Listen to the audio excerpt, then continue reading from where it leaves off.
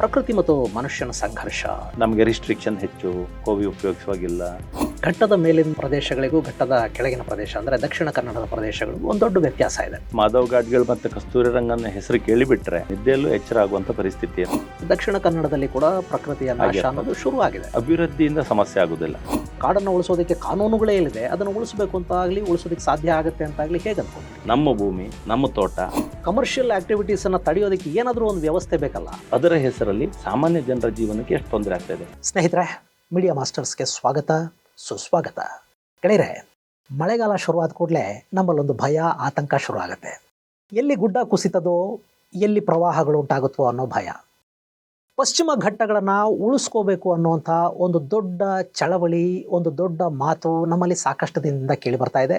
ಪಶ್ಚಿಮ ಘಟ್ಟಗಳನ್ನು ಉಳಿಸ್ಕೊಳ್ಳೋದಕ್ಕಾಗಿಯೇ ಮಾಧವ ಗಾಡ್ಗೀಳ್ ಅವರು ಒಂದು ವರದಿಯನ್ನು ಕೊಟ್ಟಿದ್ದಾರೆ. ಆ ವರದಿ ತುಂಬ ಕಠಿಣವಾಗಿದೆ ಅನ್ನೋ ಕಾರಣಕ್ಕೆ ಅದಕ್ಕೆ ವಿಪರೀತ ಪ್ರಮಾಣದ ವಿರೋಧ ವ್ಯಕ್ತವಾದ ನಂತರ ಕಸ್ತೂರಿ ರಂಗನ್ ಸಮಿತಿಯನ್ನು ರಚನೆ ಮಾಡಲಾಯಿತು. ಈಗ ಕಸ್ತೂರಿ ರಂಗನ್ ಅವರ ವರದಿ ಕೂಡ ನಮ್ಮ ಮುಂದಿದೆ. ಆದರೆ ಆ ಎರಡೂ ವರದಿಗಳ ಅನುಷ್ಠಾನ ಅನ್ನೋದು ಇದುವರೆಗೆ ಸಾಧ್ಯ ಆಗ್ತಾ ಇಲ್ಲ.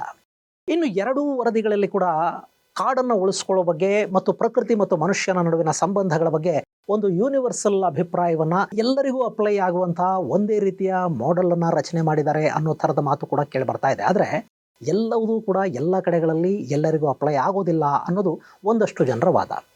ಈ ಬಗ್ಗೆ ಮಾತಾಡೋದಕ್ಕೆ ಮತ್ತು ಹೇಗೆ ಕಸ್ತೂರಿ ರಂಗನ್ ಅಥವಾ ಮಾಧವ್ ಗಾಡ್ಗೀಳ್ ಅವರ ವರದಿಗಳನ್ನು ಅನುಷ್ಠಾನಕ್ಕೆ ತರೋದಕ್ಕೆ ಪ್ರಯತ್ನಗಳನ್ನು ಮಾಡಬಹುದು, ಕಾಡನ್ನು, ಪಶ್ಚಿಮ ಘಟ್ಟಗಳನ್ನು ಹೇಗೆ ಮನುಷ್ಯನ ಜೊತೆಗೆ ಉಳಿಸ್ಕೊಳ್ಳೋದಕ್ಕೆ ಪ್ರಯತ್ನಗಳನ್ನು ಮಾಡಬೇಕು ಅನ್ನೋ ಬಗ್ಗೆ ಒಂದಷ್ಟು ಮಾಹಿತಿಯನ್ನು ನಮ್ಮ ಜೊತೆ ಹಂಚ್ಕೊಳ್ಳೋದಕ್ಕೆ ನಮ್ಮ ಜೊತೆ ಬೈಂದೂರಿನ ಶಾಸಕ ಹಾಗೂ ಬೈಂದೂರು ಫೌಂಡೇಶನ್ ಮೂಲಕ ಅಲ್ಲಿ ಪ್ರಕೃತಿಯನ್ನು ಉಳಿಸೋದಕ್ಕೆ ಪ್ರಯತ್ನವನ್ನು ಕೂಡ ಮಾಡ್ತಾ ಇರುವಂಥ ಗುರುರಾಜ್ ಗಂಟಿಹೊಳಿ ಅವರಿದ್ದಾರೆ. ಅವರನ್ನು ಕಾರ್ಯಕ್ರಮಕ್ಕೆ ಸ್ವಾಗತಿಸೋಣ. ಸರ್, ಕಾರ್ಯಕ್ರಮಕ್ಕೆ ಸ್ವಾಗತ. ಬೈಂದೂರು ಕ್ಷೇತ್ರ ಮಲೆನಾಡಿನ ತಪ್ಪಲಲ್ಲಿರುವಂಥ ಕ್ಷೇತ್ರ. ನಿಮ್ಮ ಕ್ಷೇತ್ರ ಅನುಭವಿಸುವಂಥ ಸಾಮಾನ್ಯವಾಗಿ ಮಳೆಗಾಲದಲ್ಲಿ ಮತ್ತು ಬೇರೆ ಬೇರೆ ಕಾಲದಲ್ಲಿ ಕೂಡ ನೀವು ಅನುಭವಿಸುವಂಥ ಸಮಸ್ಯೆಗಳು ಆ ಥರದ್ದು ಏನು ಕಾಣುತ್ತೆ? ಬೈಂದೂರು ಕ್ಷೇತ್ರ ನೀವು ಹೇಳಿದಾಗೆ ಮಲೆನಾಡಿನ ತಪ್ಪಲಿನಲ್ಲಿರುವ ಕರಾವಳಿ ಕ್ಷೇತ್ರ. ನಮಗೆ ಈಚೆ ಕಡೆ ಬಾರ್ಡರ್ ಗಡಿ ಅಂತೇಳಿ ಹೇಳಿದರೆ ಪಶ್ಚಿಮ ಘಟ್ಟ, ಆಚೆ ಕಡೆ ಗಡಿ ಅಂತ ಹೇಳಿದರೆ ಸಮುದ್ರ. ಪ್ರಕೃತಿ ಸೌಂದರ್ಯದಿಂದ ತುಂಬಿದೆ ಅಂತ ಹೇಳ್ಬೋದು. ಅದೇ ರೀತಿ ನೇಚರ್ ಇದು. ಅದು ನೀವು ಮಳೆಗಾಲದೇ ನೆನ್ಪು ಮಾಡಿದರೆ, ಮಳೆಗಾಲದಲ್ಲಿ ವಿಪರೀತ ಮಳೆ ಆಗುವ ಕಾರಣದಿಂದ ನೆರೆ, ಒಂದಷ್ಟು ಎಫೆಕ್ಟ್ ಆಗುವಂಥದ್ದು ಇದ್ದೇ ಇರ್ತದೆ. ವಿಶೇಷವಾಗಿ ಬೈಂದೂರು ಕ್ಷೇತ್ರ ಅಂತೇಳಿ ಹೇಳೋದು ಉಡುಪಿ ಜಿಲ್ಲೆಯಲ್ಲಿ ಒಂದು ಮೂಲೆ ಅಂತ ಅನ್ಸ್ಕೊಂಡಂಥ ಕೊನೆಯ ಜಿಲ್ಲೆ. ಅದರ ನಂತರ ಉತ್ತರ ಕನ್ನಡ ಜಿಲ್ಲೆ ಭಟ್ಕಳ ಸ್ಟಾರ್ಟ್ ಆಗ್ತದೆ. ಸೊ ಆರಂಭದಿಂದ ನಮ್ಮ ಜಿಲ್ಲೆ ಅನ್ನೋದು ಏರಿಯಾ ದೊಡ್ಡದು, MLA ಕಾನ್ಸ್ಟಿಟ್ಯೂನ್ಸಿ ತುಂಬ ದೊಡ್ಡದು. ಒಂದು ತುದಿಯಿಂದ ಇಂತುದಿಗೆ 120 ಕಿಲೋಮೀಟ್ರ್ವರೆಗಿದೆ. ಸೊ ದೊಡ್ಡ ಕಾನ್ಸ್ಟಿಟ್ಯೂನ್ಸಿ. ಮೂಲಭೂತ ಸೌಕರ್ಯಗಳದ್ದು ತುಂಬ ಸಮಸ್ಯೆ. ನಾವು ಯಾವಾಗಲೂ ಒಂದು ಹೇಳೋದು ಮಾತೇನು ಕೇಳಿದರೆ, ಬೈಂದೂರಿಯನ್ಸ್ ಇಂಪ್ರೂವ್ಡ್, ನಾಟ್ ಬೈಂದೂರಿ ಅಂತ. ಊರು ಇಂಪ್ರೂವ್ ಆಗಲಿಲ್ಲ. ನಮಗೆ ರಸ್ತೆಗಳೆಲ್ಲ ಕಡೆ ಮುಟ್ಟಿದೆಯಾ, ವ್ಯವಸ್ಥೆಗಳೆಲ್ಲ ಕಡೆ ಮುಟ್ಟಿದೆ ಕೇಳಿದರೆ ಇನ್ನೂ ಕಮ್ಮಿ ಇದೆ. ಬಟ್ ಎಜುಕೇಷನ್ ಮಾತ್ರ ಹೇಗಾದರೂ ಪಡ್ಕೊಂಡು ಬಿಡ್ತವೆ. ಒಂದು ಹತ್ತಿರ ಇರುವ ಸರ್ಕಾರಿ ಶಾಲೆ ಇಲ್ದಿದ್ರೆ ಇನ್ಯಾವುದೋ ಊರಿಗೆ ಹೋಗಿ, ಇನ್ನೆಲ್ಲೋ ಹೋಗಿ, ಮಂಗಳೂರು, ಉಡುಪಿ, ಬೆಂಗಳೂರಲ್ಲಿ ಉಳಿದು ಎಜುಕೇಷನ್ ಮಾಡ್ಕೊಂಡು ಬಿಡ್ತೇವೆ, ದುಡಿಮೆ ಮಾಡಿಬಿಡ್ತೇವೆ. ಅದರ ಊರಿನ ಮೂಲಭೂತ ಸೌಕರ್ಯಗಳು ಈಗಲೂ ಕಮ್ಮಿ ಇದೆ. ಸೊ ಆ ಉದ್ಯಮಶೀಲತೆಯ ಸ್ವಭಾವ ಇರೋದ್ರಿಂದ ಎಲ್ಲರೂ ಆರ್ಥಿಕವಾಗಿ ಒಂದು ಹಂತಕ್ಕೆ ಬಂದಿರ್ತೇವೆ. ತುಂಬ ಕಷ್ಟದವ್ರು ಈಗಲೂ ಇದ್ದರೂ ಉಪಕಾರ ಮಾಡುವಷ್ಟು ಆಗಿರ್ತೇವೆ. ಮೂಲಭೂತ ಸೌಕರ್ಯದೇ ದೊಡ್ಡ ಸಮಸ್ಯೆ. ದುಡಿಮೆಗೆ ನಮ್ಮಲ್ಲಿ ಅವಕಾಶ ಕಮ್ಮಿ, ಹೊರಗೇ ಹೋಗಬೇಕು. ಅದು ಹೋಟೆಲ್ಲೋ, ಜಾಬೋ, ಮತ್ತೊಂದು. ಮೀನುಗಾರಿಕೆ ಒಂದು ನಮ್ಮಲ್ಲಿ ಊರಲ್ಲಿರುವಂಥ ಒಂದು ದುಡಿಮೆ. ಅದರಲ್ಲಿ ಮಾತ್ರ ಊರಲ್ಲೇ ದುಡಿತಾರೆ, ಊರಲ್ಲಿ ಇದ್ದೇವೆ ಅಂತ ಹೇಳ್ಬೋದು. ಇಲ್ಲದೇ ಇದ್ದರೆ ಹುಡುಗರು ಅಂತೇಳಿ ಹೇಳಿದರೆ ಎದ್ರು, ಎಜುಕೇಷನ್ ಆಯಿತು, ಹೊರಗಡೆ ಹೋದರೂ ದುಡಿತಾರೆ ಅಂತೇಳಿ ಹೇಳಿ. ಸೊ ಇದು ನಮ್ಮಲ್ಲಿಯ ಸ್ವಭಾವ. ಮೂಲಭೂತ ಸೌಕರ್ಯ, ಅದ್ರ ಜೊತೆಗೆ ಮಳೆ ಎಫೆಕ್ಟ್ ಆಗಿಬಿಟ್ರೆ ನಮ್ಮ ಪರಿಸ್ಥಿತಿ ಹೈರಾಣ. ತೀರಾ ಒಂದು ಕಾರ್ಡಿಯಾಕ್ ಅರೆಸ್ಟ್ ಆಯಿತು, ಸ್ನೇಕ್ ಬೈಟ್, ಹಾವು ಕಚ್ಚಿತ್ತು, ಇನ್ನೇನು ಆಕ್ಸಿಡೆಂಟ್ ಆಯ್ತು ಅಂತ ಹೇಳಿದರೆ ನಾವು ಕರಾವಳಿಯಲ್ಲಿದ್ದು ನಮ್ಮ ಪರಿಸ್ಥಿತಿ ಹೇಳಲಿಕ್ಕಾಗೋದಿಲ್ಲ. ಆಸ್ಪತ್ರೆಗಳ ತುಂಬ ಸಮಸ್ಯೆ ಅಂತ ಆಗಿಬಿಡ್ತದೆ. ಮಣಿಪಾಲ ಇದೆ, ದೀಪದ ಕೆಳಗೆ ಕತ್ಲು ಅನ್ನೋ ರೀತಿ ನಾವು 60 ಕಿಲೋಮೀಟ್ರ್ ಹೋಗಬೇಕು.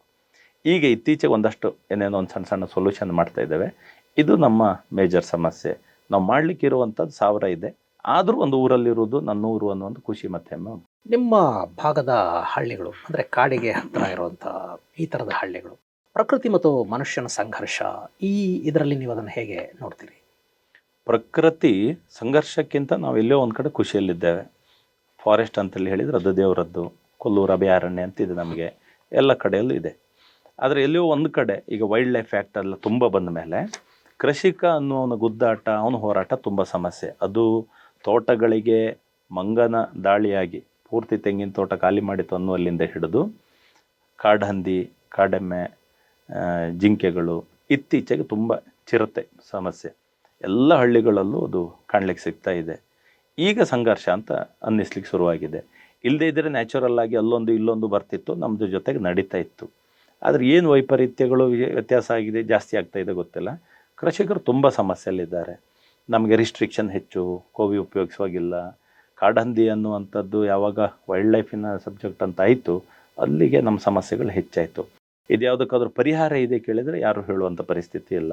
Wild life act, eco-sensitive zone, ಇದು ನಮ್ಮನ್ನು ಹೈರಾಣ ಮಾಡ್ತಿದೆ. ಕೃಷಿ ಮಾಡ್ಕೊಂಡು ಸುಮ್ಮನೆ ಬದುಕ್ತಿದ್ದ ಅವನ ಜಾಗದಲ್ಲಿ ಅಂದರೂ ಈ ಸಮಸ್ಯೆಗಳು ಇತ್ತೀಚೆಗೆ ಈಗ ಕಾಡೋದು ಜಾಸ್ತಿ ಆಗಿದೆ. ಅದಲ್ಲ ಅಂತೇಳಿ ಹೇಳಿದರೆ ಪ್ರಕೃತಿ ಜೊತೆಗೆ ಇದ್ದೇವೆ ಅನ್ನೋದೇ ಒಂದು ಖುಷಿ ಇತ್ತು. ಹಳ್ಳಿ ಮಲೆನಾಡಿನ ತಪ್ಪಲಿಗೆ ಹೋಗೋದು ಅಂತೇಳಿದರೆ ನಮಗೂ ಒಂದು ಖುಷಿ, ಒಂದು ನೇಚರ್, ಒಂದು ಚೆಂದಾಗಿರೋದು, ಹಳ್ಳಿಯಲ್ಲಿ ಅವರಷ್ಟಕ್ಕೆ ಅವ್ರು ಶಾಂತವಾಗಿ ಬದುಕಿರೋದು, ಅದೆಲ್ಲವೂ ಇತ್ತು. ಆದರೆ ಈಗ ಒಂದಷ್ಟು ಡಿಸ್ಟರ್ಬೆನ್ಸ್ ಸ್ಟಾರ್ಟ್ ಆಗಿದೆ.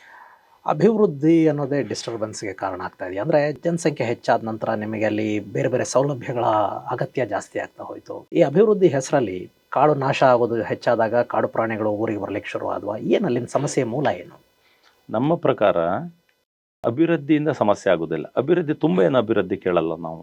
ಅಲ್ಲಿ ಬೇಕಾಗೋದು ಮೂಲಭೂತ ಸೌಕರ್ಯಗಳು ಮಾತ್ರ. ಆದರೆ ಕಾಡಿನಲ್ಲಿ ಕಾಡು ನಾಶ ಆಗಿದೆ, ಕಾಡಿನ ಗಡಿಯಲ್ಲಿ ಅಥವಾ ಇಲ್ಲಿ ನಾಶ ಆಗಿದೆ ಅಂತಿಲ್ಲ. ಯಾಕಂದರೆ ಮಂಗಗಳು ಬರೋದಕ್ಕೆ ಒಂದು ಸೂತ್ರ ಇದೆ. ಕಾಡಿನಲ್ಲಿ ಹಣ್ಣುಗಳು ಖಾಲಿಯಾದಾಗ, ಹಣ್ಣಿನ ಮರಗಳು ಖಾಲಿಯಾದಾಗ ಅವು ಹೊರಗೆ ಬರ್ತದೆ ಅಂತ ಲೆಕ್ಕ.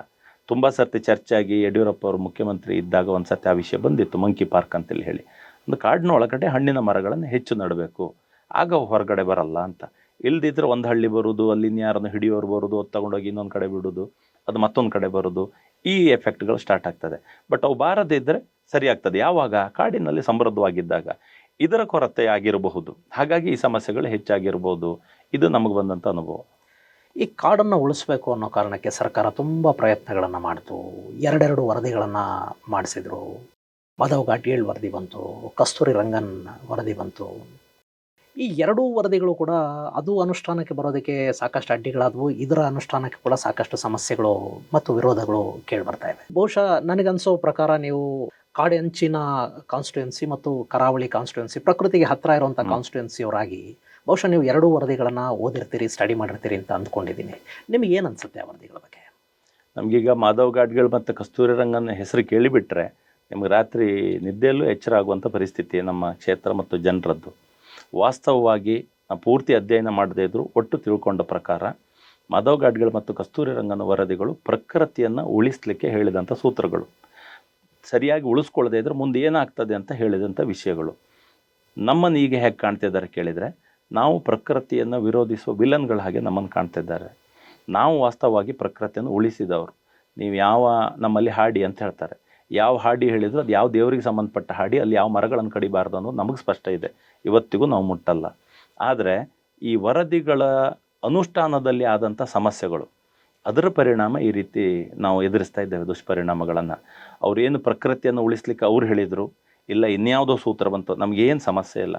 ಉದಾಹರಣೆಗೆ ಕೊಲ್ಲೂರು ಎನ್ನುವಂಥ ಒಂದು ಪಂಚಾಯತ್ನಲ್ಲಿ ನಾನು ಕೇಳಿದಾಗ 24,000 ಹೆಕ್ಟೇರ್ ಅರಣ್ಯ ಇದೆ. ನಮಗೆ ಅದ್ರ ಬಗ್ಗೆ ಏನೇನೂ ಸಮಸ್ಯೆ ಇಲ್ಲ.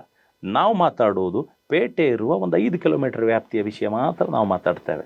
ನಾವು 5 ಕಿಲೋಮೀಟರ್ ವ್ಯಾಪ್ತಿಯ ಪೇಟೆಯ ವಿಷಯ, ದೇವಸ್ಥಾನದ ವಿಷಯ, ದೇವಸ್ಥಾನದ ಸುತ್ತಮುತ್ತಲಿನ ವಿಷಯ ಮಾತಾಡುವಾಗ ಅದ್ರ ಒಳಗಡೆ ಇರುವ ಸಾವಿರಾರು ಹೆಕ್ಟೇರ್ ವಿಷಯಕ್ಕೆ ನಾವಿಲ್ಲ. ಮತ್ತು ಅಲ್ಲಿ ರಕ್ಷಣೆ ಆಗಬೇಕಾದ್ದಕ್ಕೆ ಅದು ಮಾಧವ್ ಘಾಟ್ಗೇಳ್ ಹೇಳಿ, ಕಸ್ತೂರಿ ರಂಗನ್ ಹೇಳಿ, ಇಲ್ಲ ಲೋಕಲ್ ಫಾರೆಸ್ಟರ್ ಒಬ್ಬ ಹೇಳಿ, ಪರಿಸರ ಹೋರಾಟಗಾರ ಒಬ್ಬ ಹೇಳಿ, ಎಲ್ಲದಕ್ಕೂ ನಮ್ಮದು ಒಪ್ಪಿಗೆಯೇ. ಆದರೆ ಗಡಿಯಲ್ಲಿರುವ ನಮ್ಮ ಅವಶ್ಯಕತೆಗಳು, ನಮ್ಮ ಜನರು, ನಮ್ಮ ಮೂಲಭೂತ ಸೌಕರ್ಯಕ್ಕಾಗುವ ತೊಂದರೆ, ಇದನ್ನು ನಾವು ಮಾತಾಡ್ತಾ ಇದ್ದೇವೆ. ಅಷ್ಟೊತ್ತಿಗೆ ಇಡೀ ಮಾಧವ್ ಘಾಟ್ಗೇಳ್ ವರದಿಯನ್ನು, ಇಡೀ ಕಸ್ತೂರಿ ರಂಗನ್ ವರದಿಯನ್ನು ವಿರೋಧಿಸ್ತೇವೆ ಅಂತೇಳಿ ನಾವು ಹೇಳ್ತಾ ಇಲ್ಲ, ಹಾಗಾಗಬಾರ್ದು. ಆದರೆ ಮಾಧವ್ ಘಾಟ್ಗೇಳ್ ವರದಿ ಹೆಸರಲ್ಲಿ, ಕಸ್ತೂರಿ ರಂಗನ್ ವರದಿ ಹೆಸರಲ್ಲಿ ಈ 5 ಕಿಲೋಮೀಟರ್ನಲ್ಲಿ ಬದುಕಲಿಕ್ಕೆ ಸಮಸ್ಯೆ ಮಾಡೋದು, ವ್ಯವಸ್ಥೆಗಳಿಗೆ ಸಮಸ್ಯೆ ಮಾಡೋದು, ನಮ್ಮ ಎಲ್ಲ ವಿಷಯಗಳಿಗೆ ತೊಂದರೆ ಮಾಡೋದು, ಓಡಾಟಕ್ಕೆ ತೊಂದರೆ ಮಾಡೋದು, ರಸ್ತೆಗೆ ತೊಂದರೆ ಮಾಡೋದು, ಶಾಲೆ ಕಟ್ಟಡಕ್ಕೆ, ಮನೆ ಕಟ್ಟಡಕ್ಕೆ, ಗೂಡಂಗಡಿಗೆ, ಎಲ್ಲದಕ್ಕೂ ತೊಂದರೆ ಆಗ್ತಾ ಇದೆಯಲ್ಲ, ಇದು ನಮ್ಮ ಪಾಯಿಂಟ್ ಇರುವಂಥದ್ದು. ಸಾಮಾನ್ಯವಾಗಿ ಅರಣ್ಯ ಅಂತ ಬಂದಾಗ ಘಟ್ಟದ ಮೇಲಿನ ಪ್ರದೇಶಗಳಿಗೂ ಘಟ್ಟದ ಕೆಳಗಿನ ಪ್ರದೇಶ ಅಂದರೆ ದಕ್ಷಿಣ ಕನ್ನಡದ ಪ್ರದೇಶಗಳಿಗೂ ಒಂದು ದೊಡ್ಡ ವ್ಯತ್ಯಾಸ ಇದೆ. ನಿಮ್ಮಲ್ಲಿ ನಾಗಬನಗಳು ಅಂತ ಹೇಳಿದ್ವು. ಆ ನಾಗಬನಗಳ ಹೆಸರಲ್ಲಿ ಕಾಡನ್ನು ಕಾಪಾಡುವಂಥ ಒಂದು ಕೆಲಸ ನಡೀತಾ ಇತ್ತು. ಅದೆಲ್ಲ ನಡೀತಾ ಇತ್ತು. ಆ ನಾಗಬನಗಳು ಮತ್ತು ಆ ಪರಿಸರ ರಕ್ಷಣೆ ಬಗ್ಗೆ ಒಂದು ಸ್ವಲ್ಪ ಹೇಳ್ತೀರಾ? ಅದು ನಾ ಹೇಗೆ ಬಂತು? ಆ ಕಾನ್ಸೆಪ್ಟ್ ಹೇಗೆ ಬಂತು? ನಾಗಬನ ಅನ್ನೋದು ಎಲ್ಲಿಂದ ಶುರುವಾಯಿತು? ಅದರ ಹಿನ್ನೆಲೆ ಏನು? ನಾನೀಗ ತುಂಬ ಆಳಕ್ಕೆ ಹೋಗದೇ ಇದ್ದರೂ ಒಂದು ವಿಷಯ ಟಚ್ ಮಾಡ್ತೇನೆ. ನಮ್ಮ ಮನೆಯಲ್ಲಿರುವ ನಾಗಬನ ಅಲ್ಲಿ ಯಾವ ಕಾಲದೋ ನನಗೂ ಗೊತ್ತಿಲ್ಲ. ತುಂಬ ತುಂಬ ಏಜಿನ ಮರಗಳು, ನಾವಂದ್ರೆ ಇಬ್ಬರು ಹೀಗೆ ಹಿಡ್ಕೊಂಡ್ರು ಮುಟ್ಟಕ್ಕಾಗಲ್ಲ ಆ ರೀತಿ ಒಂದೆರಡು ಮರಗಳು, ಮತ್ತು ಯಾವ ಬೀಳು ಯಾವ ಬಳ್ಳಿ ಗೊತ್ತಿಲ್ಲ, ಇಷ್ಟಿಷ್ಟು ದಪ್ಪದ ಬಳ್ಳಿ ಅದಿತ್ತು. ನಮಗೂ ಕೊನೆಗೆ ಇದಿಷ್ಟು ದೇವರದ್ದು, ಅದಿಷ್ಟು ನಾಗಬನ, RTC GTC ಭೂಮಿ ಒಡೆತನ ಎಲ್ಲ ನಾವು ಆದರೂ ಅದಿಷ್ಟು ಜಾಗ ದೇವರದ್ದು. ಅದು ಭಟ್ರು ಅಥವಾ ಊರಿನವರು ಅವರು ಹಾಕಿಕೊಟ್ಟ ಗಡಿಯ ಒಳಗಡೆ ನಾವ್ಯಾರು ಸ್ನಾನ ಗೀನ ಮಾಡದೆ ಹೋಗಲ್ಲ, ದೇವರ ಜಾಗ ಅಂತೇಳಿ ಹೇಳಿ, ಪೂಜೆ ಮಾಡುವ ಜಾಗ ಅಂತೇಳಿ ಹೇಳಿ. ಇಂಥ ನಾಗಬನ ಪ್ರತಿ ಮನೆಗೊಂದರಂತೆ ಅಥವಾ ಊರಿಗೊಂದು 10ರಂತೆ ಇದ್ದೇ ಇರ್ತದೆ. ಅದಕ್ಕಿಂತಲೂ ಹೆಚ್ಚಾಗಿ ಅರಳಿ ಮರ ಅಂತ ಹೇಳ್ತೇವೆ. ಅದು ಯಾವಾಗ ಹುಟ್ಟುತ್ತೋ ಯಾವಾಗ ಬೆಳೀತೋ ಗೊತ್ತಿಲ್ಲ. ನಮ್ಮಲ್ಲಿ ಅರಳಿ ಕಟ್ಟೆದು ಮದುವೆ ಅಂತ ಹೇಳ್ತೇವೆ, ಅಶ್ವತ್ಥ ಮರದ ಮದುವೆ ಅಂತ ಹೇಳ್ತೇವೆ. ಆ ಜಾಗವನ್ನು ಮುಟ್ಟೋದಿಲ್ಲ, ಅದಕ್ಕೆ ಯಾರು ಕತ್ತಿ ತಾಕ್ಸಲ್ಲ. ಈ ರೀತಿ ಹಳ್ಳಿಗಳಲ್ಲಿ ಇರುವಂಥದ್ದು ನಮ್ಮಲ್ಲಿ ಇದ್ದೇ ಇದೆ. ನಾನು ಹೇಳೋದು ಡೈರೆಕ್ಟ್ಲಿ ಆರ್ ಇಂಡೈರೆಕ್ಟ್ಲಿ ನಮಗೆ ಪ್ರಕೃತಿ, ನಮಗೆ ಹಸಿರು, ನಮಗೆ ಮರಗಳದ್ದು ನಾವು ಇದ್ದೇ ಇದ್ದೆವು. ಆದರೆ ಈ ಕಾನೂನುಗಳ ವ್ಯಾಪ್ತಿಯಿಂದಾಗಿ ನಮ್ಮನ್ನು ಅದರಿಂದ ಬೈಫರ್ಕೇಟ್ ಮಾಡ್ತಾ ಇದ್ದಾರೆ. ನಾವೇನೋ ಅದನ್ನು ಹೇಟ್ ಮಾಡ್ತೇವೆ ಅನ್ನೋ ರೀತಿಯಲ್ಲಿ ಆಗ್ತಾ ಇದೆ. ಇನ್ನು ಕೆಲವು ಹಾಡಿಗಳು ಅಂತ ಹೇಳ್ತೇವೆ, ಭೂತದ ಹಾಡಿ, ದೈವದ ಹಾಡಿ ಅಂತ ಹೇಳ್ತೇವೆ. ಆ ಹಾಡಿಗಳು ಅದು ಎಷ್ಟೇ ಎಕರೆ ಬೇಕಿದ್ದಿರಲಿ ಅದರೊಳಗೆ ಯಾರು ಮರ ಗಿಡ ತರೋದಿಲ್ಲ. ಮತ್ತು ಅದರೊಳಗಡೆ ಹೋಗಿ ಅದು ಲೋಕಲಲ್ಲಿ ಕೋಳಿ ಕೊಯ್ಯುವ, ಕುರಿ ಕತ್ತರಿಸುವ ಕಾರ್ಯಕ್ರಮದಿಂದ, ಬಲಿ ಕೊಡುವ ಕಾರ್ಯಕ್ರಮದಿಂದ ಹಿಡಿದು ಬೇರೆ ಯಾವುದೋ ಪೂಜೆಗೆ ಹೋದರೂ ಅದಿಷ್ಟು ಹಾಡಿದೇವ್ರದ್ದು, ಅದನ್ನ ಯಾರೂ ಮುಟ್ಟಲ್ಲ. ಎಷ್ಟು ಅಭಿವೃದ್ಧಿ ಆದರೂ ಅದನ್ನು ಮುಟ್ಟಲ್ಲ. ಇಂಥದ್ದು ಉಳಿಸ್ಕೊಳ್ಳುವಂಥದ್ದು ನಮ್ಮೊಳಗೂ ಇತ್ತಲ್ವ. ಈಗ ಪ್ರಕೃತಿ ಈಗ ಕಾನೂನು ಹಾಕಿ ಹೇಳೋದು ಬೇರೆ, ನಂಬಿಕೆಯಿಂದ ಹಾಕ್ಕೊಂಡದ್ದು ಬೇರೆ. ನಾವಿದ್ದೇವಲ್ಲ ಅದನ್ನೆಲ್ಲ.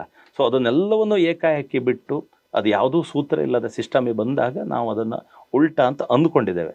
ನಮ್ಗೆ ಅದೆಲ್ಲದಕ್ಕಿಂತ ಹೆಚ್ಚು ಬದುಕಿಗೆ ಮತ್ತು ವ್ಯವಸ್ಥೆಗೆ ಸಮಸ್ಯೆ ಆಗ್ತಾ ಇರೋದು. ಈಗ ಎಷ್ಟರ ಮಟ್ಟಿಗೆ ನಿಮ್ಮ ನಾಗಬನಗಳು, ಹಾಡಿಗಳ ಕಾಡು ಇದೆಲ್ಲ ದಕ್ಷಿಣ ಕನ್ನಡದ ಭಾಗದಲ್ಲಿ ಎಷ್ಟರ ಮಟ್ಟಿಗೆ ಉಳಿದಿದೆ? ಅದು ಕೂಡ ಈಗ ಸಾಕಷ್ಟು ನಾಶ ಆಗ್ತಾ ಹೋಗ್ತಾ ಇದೆ, ನಾಶ ಆಗಿದೆ. ನಿಮಗಲ್ಲಿ ಒಂದು ಹೇಳ್ಬೋದು, ಇವತ್ತಿಗೂ ಒಂದು ನಾಗಬನವನ್ನು ಮುಟ್ಟುವ ಧೈರ್ಯ ಮತ್ತು ಮನಸ್ಸು ಯಾರೂ ಮಾಡೋದಿಲ್ಲ, ಯಾರು ಮಾಡೋದು ಇಲ್ಲ, ಯಾರು ಮಾಡ್ಲಿಕ್ಕಾಗೋದು ಇಲ್ಲ. ಇನ್ನು ಕೆಲವು ಕೇಸುಗಳಲ್ಲಿ ನಿಮಗೆ ಸುಬ್ರಹ್ಮಣ್ಯ ದೇವಸ್ಥಾನಕ್ಕೆ ಹೋದರೆ ನಾವು ಒಂದಷ್ಟು ಉದಾಹರಣೆ ಹೇಳ್ತೇನೆ. ಉದಾಹರಣೆ, ಯಾರೋ ಬೇರೆ ಧರ್ಮದವರು, ಮುಸ್ಲಿಮ್ಸು ಅಥವಾ ಕ್ರಿಶ್ಚಿಯನ್ಸು ಯಾರು ಆ ಜಾಗ ತಗೊಂಡ್ರು, ನಾವು ಅದನ್ನೆಲ್ಲ ಕೇರ್ ಮಾಡಲ್ಲ ಅಂತ ಕಡಿದ್ರು. ನಮ್ಮಲ್ಲಿ ಆ ಜಾಗ ಮಾರಿ ಹೋದವನು ಯಾವ ಊರಿನಲ್ಲಿದ್ದರೂ ಅವನಿಗೇನೋ ತೊಂದರೆಯಾಗಿ ಅವನಿಗೆ ಅಲ್ಲಿ ಬಂತು, ನೀನು ನಿನ್ನ ಜಾಗದ್ದು ಇದು ನಾಶ ಆಗಿದೆ ಅಂತ ಅವನಿಗೆ ಬರ್ಬೋದು, ಹುಟ್ಟುಗತಿ ಬರುವುದು ಅಂತ ಹೇಳ್ತೇವೆ ನಾವು. ಆದರೆ ನೀವು ಅಲ್ಲಿ ಬಂದಾಗ ಸುಬ್ರಹ್ಮಣ್ಯದಲ್ಲಿ ಮುಸ್ಲಿಂ ಕ್ರಿಶ್ಚಿಯನ್ಸ್ ಬರುವುದಿದೆ, ಅವರಿಗೆ ಬದುಕಿನಲ್ಲಿ ಏನೇನೋ ತೊಂದರೆ ಆದಾಗ ಅವರಿಗೆ ಆ ವಾಪಸ್ ಅದು ಅನ್ನಿಸಿದೆ. ನಾವು ಹೌದು, ನಾವು ಜಾಗ ಲೆವೆಲ್ ಮಾಡುವಾಗ ಅಲ್ಲಿ ಹಾವಿನ ಮರಿಗಳಿತ್ತು, ಹಾವಿನ ಮೊಟ್ಟೆಗಳಿತ್ತು, ನಾವು ತೆಗಿರಿ ಅಂತ ಹೇಳಿದ್ದೆವು, ಆದರೆ ಈಗ ಹೀಗಾಗಿದೆ ಅಂತೇಳಿ ಹೇಳಿ ಬಂದು ಮಾಡಿಸೋದು ನಮ್ಮ ಕಣ್ಣೆದುರುಗಡೆ ಕಂಡದ್ದು ನಾನು. ಅಂದ್ರೆ ಅದರ ಅರ್ಥ ಅವ್ರು ಬಂದ್ರು ಅಂತ ಹೇಳಿದ್ರೆ ಇನ್ನೊಂದು 10 ಜನಕ್ಕೆ ಹೇಳಿರ್ತಾರೆ. ಅಂದ್ರೆ ಅವರು ಸಹಿತ ದಕ್ಷಿಣ ಕನ್ನಡದಲ್ಲಿ ಇದ್ದರು, ಕರಾವಳಿಯಲ್ಲಿ ಇದ್ದರು, ಉಡುಪಿ ಉತ್ತರ ಕನ್ನಡದಲ್ಲಿ ಇದ್ದರು ಅಂತ ಹೇಳಿದರೆ ಅವರು ಸಹಿತ ನಾಗಬನವನ್ನು ಮುಟ್ಟಲಿಕ್ಕೆ ಮನಸ್ಸು ಮಾಡೋದಿಲ್ಲ ಅನ್ನುವಲ್ಲಿವರೆಗೆ ನಮ್ಮ ನಂಬಿಕೆ ಇದೆ. ಈಗಾಗಲೇ ನಿಮ್ಮ ದಕ್ಷಿಣ ಕನ್ನಡದ ಬಹುತೇಕ ಭಾಗಗಳಿಗೆ ಕೇರಳ ಮುಸಲ್ಮಾನರು ಬಂದಾಗಿದೆ. ಭಾಳಷ್ಟು ಜನ ದಕ್ಷಿಣ ಕನ್ನಡದ ಜನ ತಮ್ಮ ಜಮೀನುಗಳನ್ನು ಮಾರಾಟ ಮಾಡಿ ಬೆಂಗಳೂರಿಗೆ ಬರ್ತಾ ಇದ್ದಾರೆ, ಬೇರೆ ಬೇರೆ ಬಾಂಬೆಗೆ ಶಿಫ್ಟ್ ಆಗ್ತಾರೆ. ಕರ್ನಾಟಕ ಮತ್ತು ದೇಶದ ಬೇರೆ ಬೇರೆ ಭಾಗಗಳಿಗೆ ಹೋಗೋದು ಹೆಚ್ಚಾಗ್ತಾ ಹೋಗ್ತಾ ಇದೆ. ಹೋಗುವಾಗ ಜಮೀನುಗಳನ್ನು ಮಾರಿ ಹೋಗ್ತಾ ಇದ್ದಾರೆ.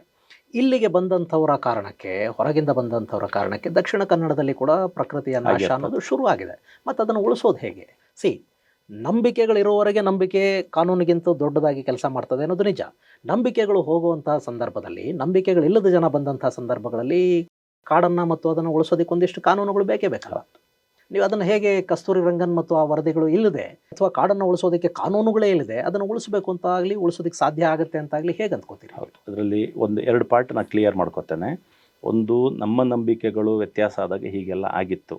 ಅದಕ್ಕೆ ಎಲ್ಲಿಯೋ ಒಂದು ಕಡೆ ಅವೇರ್ನೆಸ್, ಯಾರೋ ಜಾಗ ಮಾರುವಾಗ ಇದೊಂದು ಬನ ಇಟ್ಟುಕೊಳ್ಳಿ ಅಥವಾ ಇದನ್ನು ಮಾಡಬೇಡಿ, ಇಲ್ಲ ಇದಕ್ಕೊಂದು ಹಣ ಕೊಡಲ್ಲ, ನಾವು ಇದನ್ನು ಉಳಿಸ್ಕೋತೇವೆ, ಇಂಥ ವ್ಯಾಪಾರಗಳು ನಾವು ತುಂಬ ನೋಡಿದ್ದೇವೆ. ನಾಗಬನದೊಂದು ಪಾರ್ಟ್ ಬಿಟ್ಟು ಉಳ್ದದ್ದು ನೀವು ತಗೊಳ್ಳಿ ಅಂತ ಹೇಳೋದು, ಇಲ್ಲ ನೀವು ಉಳಿಸ್ಕೋಬೇಕಂತ ಹೇಳೋದು. ಆ ನಂಬಿಕೆ ಇಬ್ಬರು ಬಿಟ್ಟಾಗ ಇಂಥದ್ದಾದದ್ದು ತುಂಬಗಳಿದೆ. ಆದರೆ ನಾನು ಹೇಳೋದು, ನಾಗಬನ ಮತ್ತು ದೇವರ ಹಾಡಿಗಳದ್ದು ಒಂದು ಕತೆ. ಆದರೆ ನಿಮಗೆ ಫಾರೆಸ್ಟ್ ಈಸ್ ಫಾರೆಸ್ಟ್, ನಾವು ಈಗಲೂ ಅದ್ರ ಬಗ್ಗಿಲ್ಲ. ಕಸ್ತೂರಿ ರಂಗನ್ ಮತ್ತು ಮಾಧವ ಗಾಡ್ಗಿಳ ವರದಿಗಳು ಸಹಾಯ ಮಾಡಬೇಕಾದ್ದು ಫಾರೆಸ್ಟ್ ಒಳಗಿನ ಫಾರೆಸ್ಟನ್ನು ಉಳಿಸ್ಕೊಳ್ಳಿಕ್ಕೆ. ಅದಕ್ಕೆ ನಮ್ಮದು ಈಗಲೂ ಬೆಂಬಲ ಇದೆ, ಈಗಲೂ ಒಪ್ಪಿಗೆ ಇದೆ. ಫಾರೆಸ್ಟ್ ಒಳಗಿನ ಫಾರೆಸ್ಟಿನ ಬಗ್ಗೆ ಚಿಂತೆ ಮಾಡದೆ, ಫಾರೆಸ್ಟ್ ಹೊರಗಿನ ನಮ್ಮ ಮನೆ, ನಮ್ಮ ತೋಟ, ನಮ್ಮ ಕಾಡುಗಳು, ನಮ್ಮ ಕೃಷಿ ಇದಕ್ಕೆ ತೊಂದರೆ ಮಾಡಿದ್ದಕ್ಕೆ ಮಾತ್ರ ನಾವು ಮಾತಾಡ್ತಾ ಇದ್ದೇವೆ. ಅಲ್ಲಿ ಫಾರೆಸ್ಟ್ ಒಳಗಿನ ಫಾರೆಸ್ಟ್ ಉಳಿಸ್ಕೊಳ್ಳಿಕ್ಕೆ ಮತ್ತು ಬೆಳೆಸಲಿಕ್ಕೆ ನಮ್ಮದು ಪೂರ್ತಿ ಅದಕ್ಕೆ ಬೆಂಬಲವೇ, ಅದಕ್ಕೆ ಜೊತೆಗೇ ಇದ್ದೇವೆ. ನಾನು ಪುನಃ ಹೇಳೋದು, ಆ ಗಡಿಯಲ್ಲಿನ ಜನಜೀವನದ ತೊಂದರೆಯ 5 ಕಿಲೋಮೀಟರ್ ಅಂತೇಳಿ ಅಂದೆ ನಾನೇನು ಉದಾಹರಣೆ ಉಪಯೋಗಿಸ್ತಿದ್ದೇನೆ. ಆ 5 ಕಿಲೋಮೀಟರ್ನ ಪ್ರಶ್ನೆ ಮಾತ್ರ. ಅದರೊಳಗಿನ 50 ಕಿಲೋಮೀಟ್ರಿಗೆ ನಾವು ಬರೋದು ಇಲ್ಲ ಮತ್ತು ಬರ್ಲಿಕ್ಕೆ ಬಿಡಲೂಬಾರ್ದು ಫಾರೆಸ್ಟ್ ಅನ್ನೋದು ನಮ್ದು ಈಗಲೂ ನಂಬಿಕೆ ಇದೆ. ಅದನ್ನೇ ಕಸ್ತೂರಿ ರಂಗನ್ ವರದಿಯಲ್ಲಿ ಹೇಳ್ತಾರೆ, ಒಂದು ಬಫರ್ ಝೋನನ್ನು ನಿರ್ಮಾಣ ಮಾಡಬೇಕು ಅಂತ ಹೇಳಿ. ಅಲ್ಲೊಂದು ಬಫರ್ ಝೋನ್ ನಿರ್ಮಾಣ ಆದರೆ ನಿಮಗೆ 5 ಕಿಲೋಮೀಟ್ರೋ 10 ಕಿಲೋಮೀಟ್ರೋ ಒಂದು ಪ್ರದೇಶ ಮನುಷ್ಯನ ಹಸ್ತಕ್ಷೇಪ ಅಲ್ಲಿಲ್ಲದೆ ಇದ್ದರೆ, ಅದು ಕಾಡೇ ಅಲ್ಲಿ ಉಳ್ಕೊಂಡ್ರೆ, ಅಲ್ಲಿಂದ ಪ್ರಾಣಿಗಳು ಬರೋದು ಕಡಿಮೆ ಆದರೆ ನಿಮ್ಗೆ ಆ ಸಂಘರ್ಷ ಅಂತ ನೀವು ಏನು ಹೇಳ್ತೀರಿ, ಅದು ತಪ್ಪುತ್ತೆ ಅಲ್ವಾ? ಹೌದು, ಸರಿ ಇದೆ. ಇಲ್ಲಿಗೆ ನೀವು ಮೇಯ್ನ್ ಸಬ್ಜೆಕ್ಟ್ ಅಂತೇಳಿ ನಮ್ದು ಏನಿದೆ ಕಸ್ತೂರಿ ರಂಗನ್ ಮತ್ತು ಮಾಧವ್ ಗಾಡ್ಗಿಳ್ ಅಂತೇಳಿ, ಅದರ ಪೂರ್ಣ ಸಮಸ್ಯೆಯ ಒಂದು ಶೇಪಿಗೆ ಬಂದುಬಿಡ್ತೇವೆ ನಾವು. ನಮಗೂ ಈಗ ಪ್ರಶ್ನೆ ಇರೋದಷ್ಟೇ, ಆ ಬಫರ್ ಝೋನ್ ಇದಂತೆ ಪ್ರಶ್ನೆ.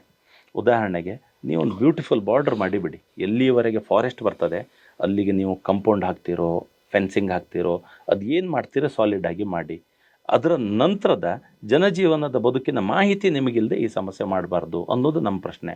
ನಾನು ಈಗಲೂ ಹೇಳ್ತಾ ಇರೋದು, ನಮ್ಮ ದೊಡ್ಡ ಸಮಸ್ಯೆಗೆ ಕಾರಣ ಅಂತೇಳಿ ಹೇಳುವಂಥ ಈ 2 ವರದಿಗಳ ಅನುಷ್ಠಾನದ ಚರ್ಚೆ. ವರದಿಗಳ ಚರ್ಚೆ ನಮಗಿಲ್ಲ, ವರದಿಗಳ ಅನುಷ್ಠಾನದ ಚರ್ಚೆ. ನಾನು ಹೇಳೋದು, ಮಾಧವ್ ಗಾಡ್ಗಿಳ್ ಅವ್ರು ಹೇಳಿದ್ದಾಗಿರಲಿ, ಕಸ್ತೂರಿ ರಂಗನ್ ಅವ್ರು ಹೇಳಿದ್ದಾಗಿರಲಿ, ಫಾರೆಸ್ಟ್ ನಾಶ ಆಗ್ತಾ ಹೋದಾಗೆ ಏನು ಸಮಸ್ಯೆ ಆಗ್ತದೆ, ಹಾಗಾಗಿ ಫಾರೆಸ್ಟನ್ನು ಉಳಿಸಿಕೊಳ್ಳಲಿಕ್ಕೆ ಏನೇನು ಸೂತ್ರಗಳು ಹಾಕಬೇಕು ಅದನ್ನೆಲ್ಲವೂ ಹೇಳಿದರು. ಅದು ಎಕೋ ಸೆನ್ಸಿಟಿವ್ ಝೋನ್ ಇರ್ಬೋದು, ಬಫರ್ ಝೋನ್ ಇರ್ಬೋದು. ನಾನು ಹೇಳ್ತಾ ಇರೋದು, ಅನುಷ್ಠಾನ ಮಾಡಬೇಕಾದದ್ದು ಒಂದು ರಾಜ್ಯ ಸರ್ಕಾರ ಅಥವಾ ಅಲ್ಲಿನ ಸ್ಥಳೀಯ ಆಡಳಿತ ಅಂತೇಳಿ ಹೇಳುವಾಗ, ಅಲ್ಲಿ ಆದ ಸಮಸ್ಯೆಯಿಂದ ಇಷ್ಟು ದೊಡ್ಡ ಸಮಸ್ಯೆಗೆ ಕಾರಣ. ಒಬ್ಬರು ಬಂದರು, ನಾನೊಂದು ಉದಾಹರಣೆ ಹೇಳಲಿಕ್ಕಿದೆ. ಯಾವಾಗಲೂ ಒಂದು 300 ಎಕರೆ ಫಾರೆಸ್ಟ್ ಇದೆ, ಅದನ್ನು ಸರ್ಕಾರ ಈ ರೀತಿಯ ವರದಿಯಲ್ಲಿ ಪೂರ್ತಿ ತಗೊಳ್ಳೋದು ಅಂತ ನಿಶ್ಚಯ ಮಾಡ್ತು. ಆಯಿತು, ಇನ್ಮೇಲೆ ಅದು ಆ ರೀತಿಯ ವ್ಯವಸ್ಥೆಗೆ ಒಳಪಡುವುದಿದ್ದರೆ ಅನುಷ್ಠಾನ ಮಾಡುವ ರಾಜ್ಯ ಸರ್ಕಾರವು ಅಥವಾ ಸ್ಟೇಟ್ ಗೌರ್ಮೆಂಟ್ ಅನ್ನುವಂಥದ್ದು ಯಾವ ಸರ್ಕಾರ ಇರ್ತದೆ, ಆ ಸರ್ಕಾರ ಆ 300 ಎಕರೆ ಜಾಗವನ್ನು ಬಿಟ್ಟು ಕೊಡುವ ಮೊದಲು ಒಂದು ಸರ್ವೆ ಮಾಡ್ಕೋಬೇಕು. ಎಷ್ಟು ಜನ ಇದ್ದಾರೆ, ಎಷ್ಟು ಶಾಲೆ ಇದೆ, ಎಷ್ಟು ಕಟ್ಟಡ ಇದೆ, ಅವರಿಷ್ಟು ಜನ ಅಲ್ಲಿಂದ ಬಿಡಬೇಕು ಅಥವಾ ಅದನ್ನು ಬಿಟ್ಟು ಫಾರೆಸ್ಟನ್ನು ಉಳಿಸ್ಬೇಕು ಅನ್ನೋದನ್ನು ಅವ್ರು ಚರ್ಚೆ ಮಾಡಿಕೊಂಡು, ಸರ್ವೆ ಮಾಡಿಕೊಂಡು, ರಿಪೋರ್ಟ್ ಮಾಡಿಕೊಂಡ್ರೆ, ಹೇಗೆ ದೊಡ್ಡ ದೊಡ್ಡ ಡ್ಯಾಮ್ಗಳಾಯಿತು, ಹೇಗೆ ದೊಡ್ಡ ರಸ್ತೆಗಳಾಯಿತು, ಆಗ ನಾವು ಅಲ್ಲಿ ಅವ್ರ ಹತ್ರ ಹೇಗೆ ರಿಕ್ವೆಸ್ಟ್ ಮಾಡಿದ್ವಿ, ಒಂದು ಪ್ರಾಜೆಕ್ಟ್ ಅಂತ ಆಯ್ತಲ್ಲ. ಒಂದು ಪ್ರಾಜೆಕ್ಟ್ ಅಂತ ಆಗುವಾಗ ಅಲ್ಲಿರುವವರ ವ್ಯವಸ್ಥೆಗಳನ್ನು ಸರ್ವೆಯಿಂದ ಹಿಡಿದು ವ್ಯವಸ್ಥೆಯಿಂದ ಸಂಪೂರ್ಣ ಮಾಡಿದ ಮೇಲೆ ಅದರ ಎಕ್ಸಿಕ್ಯೂಷನ್ ಸರಿ ಇದೆ. ನಿಮಗೆ ಒಂದು ಡ್ಯಾಮ್ ಮಾಡ್ಲಿಕ್ಕೆ ಹೊರಟೆವು, ಅಲ್ಲಿ ಯಾರು ಮನೆ ಇದಕ್ಕೆ ಯಾರು ಮಾಡಲಿಲ್ಲ, ಯಾರು ಶಾಲೆ ಇದಕ್ಕೆ ಯಾರು ಮಾಡಲಿಲ್ಲ, ಯಾರು ರಸ್ತೆ ಇದಕ್ಕೆ ಯಾರು ಮಾಡಲಿಲ್ಲ, ನಾವು ಮಾಡ್ಕೋತಾ ಹೋಗ್ತೇವೆ, ಯಾರು ಕೇಳಬೇಡಿ, ನೀರು ತುಂಬ್ತಾ ಬರ್ತದೆ ಆಟೋಮೆಟಿಕ್, ಹೀಗೆ ಹೇಳಿದಾಗ ಅನ್ಯಾಯ ಆಗ್ತದೆ ಅಂತ. ಸೊ ಅವರಿಗೂ ಅರ್ಥ ಮಾಡಿಸಿದಾಗ ಕೊನೆಗೆ ಒಂದಿದೆ, ಎಮೋಷನಿಗೆ ಆನ್ಸರ್ ಇಲ್ಲ.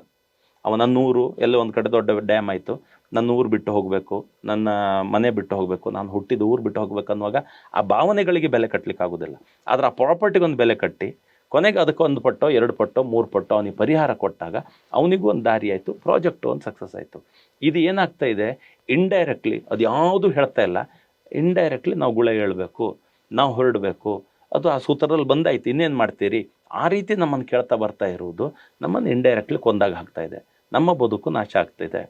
ಪುನಃ ಹೇಳ್ತೇವೆ, ನಮ್ಮ ಬದುಕು ನಾಶ ಆಗ್ತಿದೆ ಅಂತ ಹೇಳುವಾಗ ನೀವು ಫಾರೆಸ್ಟಿಗೆ ವಿರೋಧ ಮಾಡ್ತೀರಿ, ಗ್ರೀನರಿಗೆ ವಿರೋಧ ಮಾಡ್ತೀರಿ ಅಂತ ಅಂದುಕೊಳ್ತಾ ಇರೋದು ಅಂದುಕೊಳ್ಳುವವರ ತಪ್ಪು. ಅಲ್ಲಿನ ಕಾಡು ಒಳಗೆ ಒಂದಿಷ್ಟು ಜನ ಇದ್ದಾರೆ ಅನ್ನೋದು ಸಮಸ್ಯೆ ಆಗ್ತಾ ಇಲ್ಲ. ಸಮಸ್ಯೆ ಆಗ್ತಾ ಇರೋದು ಕಾಡಿನ ಒಳಗಡೆ ಅಭಿವೃದ್ಧಿ ಹೆಸರಲ್ಲಿ ಮತ್ತು ನಿಮ್ಮ ವಿಲಾಸಗಳ ಹೆಸರಲ್ಲಿ ಕಮರ್ಷಿಯಲ್ ಆಗಿ ಕಟ್ಟಡಗಳನ್ನು, ರೆಸಾರ್ಟ್ಗಳನ್ನು ನಿರ್ಮಾಣ ಮಾಡ್ತಾ ಇದ್ದಾರೆ ಅನ್ನೋದು ಸಮಸ್ಯೆ ಆಗ್ತಾ ಇದೆ.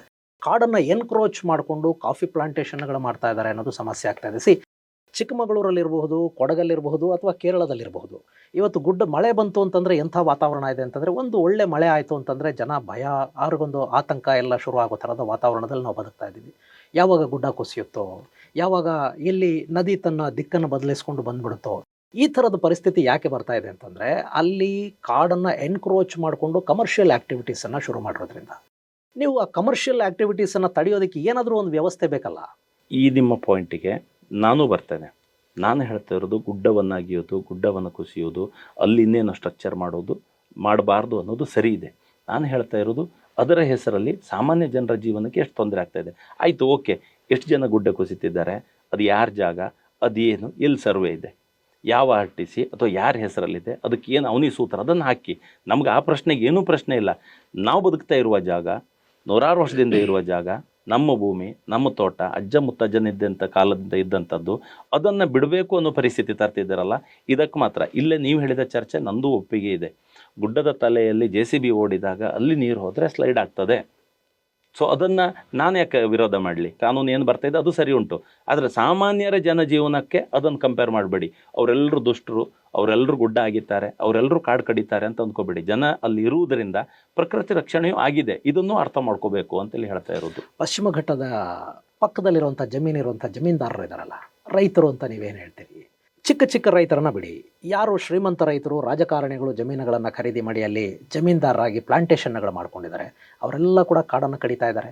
ಕಾಡನ್ನು ಒತ್ತುವರಿ ಮಾಡಿಕೊಂಡು ಅಲ್ಲಿ ಇದು ಮಾಡ್ತಾ ಇದ್ದಾರೆ. ಮತ್ತು ಅದಕ್ಕೆ ನಿಮ್ಮ ವಿಧಾನಸೌಧದಲ್ಲಿ ವೋಟ್ ಬ್ಯಾಂಕ್ ಪಾಲಿಟಿಕ್ಸ್ ಮಾಡಿಕೊಂಡು ಅದಕ್ಕೆ ಅದನ್ನು ರೆಗ್ಯುಲರೈಸ್ ಮಾಡುವಂಥ, ಲೀಗಲೈಸ್ ಮಾಡುವಂಥ ಕೆಲಸ ನಡೀತಾ ಇದೆ. ಇದು ಯಾವುದು ನಿಮಗೆ ತಪ್ಪು ಅಂತಾಗಲಿ, ಅಥವಾ ಇದು ನಾಳೆ ಬೇರೆ ರೀತಿಯ ಸಂಘರ್ಷಕ್ಕೆ, ಬೇರೆ ರೀತಿಯ ಪ್ರಾಕೃತಿಕ ವಿಕೋಪಗಳಿಗೆ ಕಾರಣ ಆಗುತ್ತೆ ಅಂತಾಗಲಿ ಅನಿಸೋದೇ ಇಲ್ವಾ? ಖಂಡಿತ ಆಗ್ತದೆ. ಆದರೆ ಪುನಃ ಹೇಳ್ತಾ ಇದ್ದೇನೆ, ನಮ್ಮಲ್ಲಿ ಎಷ್ಟು ಜನ ಜಮೀನ್ದಾರರಿದ್ದಾರೆ, ನಮ್ಮಲ್ಲಿ ಎಷ್ಟು ಜನ ರಾಜಕಾರಣಿಗಳ ಜಾಗ ಇದೆ. ನಾವು ಮಾತಾಡ್ತಾ ಇರೋದು ಸಣ್ಣ ಹಿಡುವಳಿದಾರರ ಕೃಷಿಗಳು. ಈಗ ಉದಾಹರಣೆ ನಾನು ಬೈಂದೂರಿದ್ದು ಮಾತಾಡುವಾಗ ನಮ್ಮಲ್ಲಿ ಯಾರು 10 ಎಕರೆಗೆ ಅಥವಾ 100 ಎಕರೆಯವರು ಓನರ್ ಇಲ್ಲ. ನಾವೆಲ್ಲ ಮಾತಾಡ್ತಾ ಇರೋದು ಅವ್ರ ಹತ್ರ ಹೆಚ್ಚಂದ್ರೆ 1/4 ಎಕರೆ, ಅರ್ಧ ಎಕರೆ, 10 ಸೆಂಟ್ಸ್, 5 ಸೆಂಟ್ಸ್. ನಾವೆಲ್ಲರೂ ಸಣ್ಣ ಹಿಡುವಳಿದಾರರು. ಕರಾವಳಿಯ ಪೂರ್ತಿ ಸ್ಟ್ರಕ್ಚರ್ ಸಣ್ಣ ಹಿಡುವಳಿದಾರರು, ಸಣ್ಣ ಸಣ್ಣ ಜಾಗಗಳು. ಅದನ್ನು ಕಾನೂನನ್ನೇ ಇಲ್ಲಿ ತಲೆ ಮೇಲೆ ಲಾಗು ಮಾಡ್ತಾ ಇದ್ದಾರೆ. ಬೇಡಪ್ಪ, ಇದಕ್ಕಿಂತ ಈಸಿ ಸೊಲ್ಯೂಷನ್. ನಾನು ಹೇಳ್ತಾ ಇರೋದು ಎಕ್ಸಾಕ್ಟ್ ಸರ್ವೆ ತೆಗೆದು, ಇಷ್ಟು ಕೃಷಿಕರು, ಇಷ್ಟು ಜನರು, ಇಷ್ಟು ಏರಿಯಾ, ಇಷ್ಟು ಲ್ಯಾಂಡ್ ಓನರ್ಸ್, ಈ ಸರ್ವೆ ಒಂದು ಸತಿ ಮಾಡ್ಕೊಂಡು ಬಿಡಲಿ. ಇಷ್ಟು ಜನ ವಾಸಿಸ್ತಿದ್ದಾರೆ ಅಂತೇಳಿ ಮಾಡಲಿ, ಕ್ಲಿಯರ್ ಕಟ್ ಸೂತ್ರ ಹಾಕಲಿ ಅದಕ್ಕೆ. ಇಷ್ಟು ಜನ ಇದ್ದಾರೆ, ಈ ರೀತಿ ಮಾಡಬೇಕಾಗ್ತದೆ ಅಂತ ಏನೂ ನೋಡದೆ. ನಮ್ಮಲ್ಲೊಂದು ಮಾತಿದೆ, ಎಲ್ಲ ಡೀಮ್ಡ್ ಫಾರೆಸ್ಟ್, ಪಾರ್ಷಿಯಲ್ ಡೀಮ್ಡ್ ಅಂತೆಲ್ಲ ಒಂದು ಚರ್ಚೆ ಆಗ್ತಾ ಉಂಟು. ಅದನ್ನು ಹೇಗೆ ನಿಶ್ಚಯ ಮಾಡಿದ್ರು ಕೇಳಿದರೆ, ನಮ್ಮಲ್ಲಿ ಹೇಳ್ತಾರೆ ಹೇಗೆ ಕೇಳಿದರೆ, ಇದೆಲ್ಲ ಹೆಲಿಕಾಪ್ಟರ್ನಲ್ಲೇ ನಿಶ್ಚಯ ಮಾಡಬೇಕು ಅಥವಾ ಗೂಗಲ್ ಮ್ಯಾಪ್ ನೋಡಿಯೇ ನಿಶ್ಚಯ ಮಾಡಿರ್ಬೇಕು. ಯಾಕಂದರೆ ರಬ್ಬರ್ ತೋಟವೂ ಹಸಿರು, ತೆಂಗಿನ ತೋಟವೂ ಹಸಿರು, ಹಸಿರು ಇರುವ ಭೂಮಿಯೆಲ್ಲ ಡೀಮ್ಡ್ ಫಾರೆಸ್ಟ್ ಆಗಿದೆ ಅನ್ನೋದು ನಮ್ಮಲ್ಲೊಂದು ಇರುವಂಥ ಚರ್ಚೆ. ನಾನು ಹೇಳ್ತಾ ಇರೋದು ಅಲ್ಲಿ ಸ್ಥಳಕ್ಕೆ ಬಂದು ಈಚೆ ಗ್ರಾಮದಲ್ಲಿ ಸರ್ವೆ ಮಾಡಲಿ. ಇಷ್ಟು ದೊಡ್ಡ ಪ್ರಾಜೆಕ್ಟ್ ತಾನೆ, ನಾಳೆ 10,000 ಜನರ 1,000 ಜನರ ಜೀವನಕ್ಕೆ ಸಮಸ್ಯೆ ಆಗ್ತದಲ್ವ. ಎಕ್ಸಾಕ್ಟ್ ಸರ್ವೆ ಆಗಲಿ, ಪಂಚಾಯತ್ಗಳ ಒಪಿನಿಯನ್ ತಗೊಳ್ಳಿ, ಯಾರ್ಯಾರ್ದು ಜಾಗ, ಯಾರ್ಯಾರು ಎಷ್ಟೆಷ್ಟು ಸಮಯದಿಂದ ಇದ್ದಾರೆ ಅಂತ ಮಾಡಲಿ, ಪ್ರತಿಯೊಂದಕ್ಕೂ ಸೂತ್ರ ಫಿಕ್ಸ್ ಮಾಡಲಿ. ಏಕಾಏಕಿ ಇಡೀ ಊರನ್ನೇ ಮುಳುಗಿಸುವಂಥ ಈ ಪ್ರಾಜೆಕ್ಟ್ ಆದಾಗ ಅಲ್ಲಿ ಅಪಾಯಕ್ಕೆ ಹೋಗ್ತದೆ, ಅದು ರಿವೋಲ್ಟ್ ಆಗ್ತದೆ, ನಾಳೆ ಎಲ್ಲಿಗೂ ಹೋಗ್ತದೆ ಹೋರಾಟಗಳು. ಅದಕ್ಕಿಂತ ಈ ಪ್ರಕೃತಿ ಒಳಗಿನ ಅಥವಾ ಪರಿಸರ ಅಥವಾ ಫಾರೆಸ್ಟ್ ಒಳಗಿನ ಫಾರೆಸ್ಟ್ ಉಳಿಸ್ಲಿಕ್ಕೆ ಏನೂ ಸಮಸ್ಯೆ ಇಲ್ಲದೆ ಆಯಿತು. ಬಫರ್ ಝೋನು ಕೇರಳದವ್ರು ಹೇಗೆ ಸರಿ ಮಾಡಿಕೊಂಡ್ರು? ಕೇರಳದಲ್ಲಿ ಕೆಲವು ಏರಿಯಾದಲ್ಲಿ 0 ಬಫರ್ ಝೋನ್, ಫಾರೆಸ್ಟ್ ಫಾಲ್ಟ್. ನಾವು ಇಂಟರ್ನೆಟ್ಟಲ್ಲೆಲ್ಲ ಬೇರೆ ದೇಶದ್ದೆಲ್ಲ ನೋಡ್ತೇವೆ.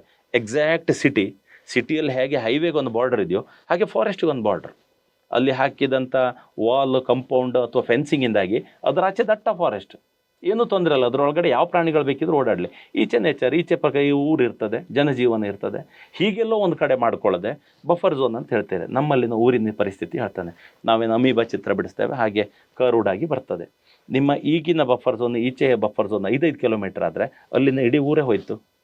ಸೊ ಬಫರ್ ಝೋನಿಗೆ ಒಂದು ಶೇಪ್ ಬೇಕಲ್ಲ, ಒಂದು ಗಡಿ ಅನ್ನೋದೊಂದು ಫಿಕ್ಸ್ ಆಗದೆ, ನಿಶ್ಚಯ ಮಾಡ್ಕೊಳ್ಳದೆ ಒಟ್ಟು ಕಾನೂನು ಹೇರ್ತಾ ಇರೋದ್ರಿಂದ ಎಲ್ಲದಕ್ಕೂ ಸಿಕ್ಕಿ ಬೀಳ್ತಾ ಇದ್ದೇವೆ. ಇಡೀ ಊರೇ ಒಂದು ಸರ್ತಿ ನಾವು ಬೈಂದೂರು ಕ್ಷೇತ್ರದ ಹೇಳ್ತೇನೆ, ಉಳಿದಕ್ಕೂ ಕಂಪೇರ್ ಆಗ್ತದೆ.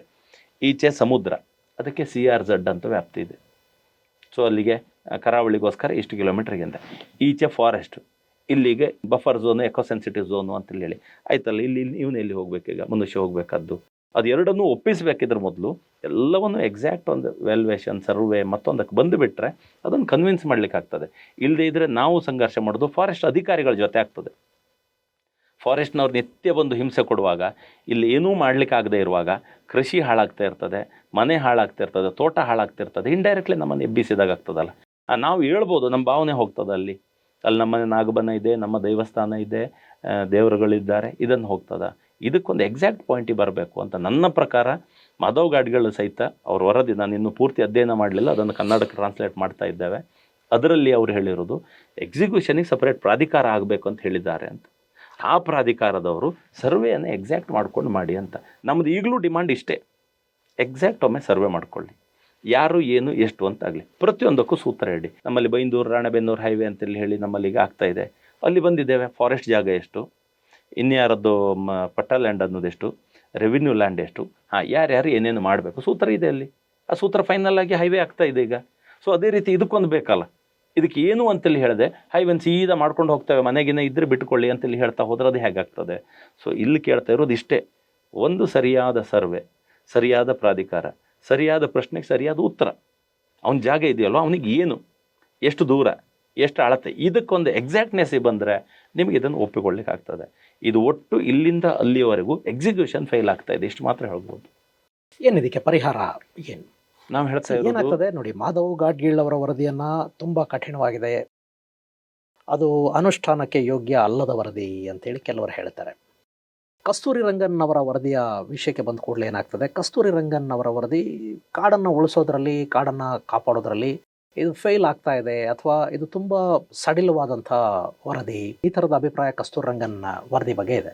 ಮಾಧವ ಗಾಡ್ಗೀಳ್ ವರದಿ ತುಂಬ ಕಠಿಣ, ಕಸ್ತೂರಿ ರಂಗನ್ ವರದಿ ತುಂಬ ಸಡಿಲ. ಆದರೆ ಇದರ ಮಧ್ಯೆ ಇರುವಂಥ ಒಂದು ಯಾವುದೋ ಒಂದು ನಿರ್ಧಾರಕ್ಕೆ ಬರಬೇಕಾಗತ್ತೆ.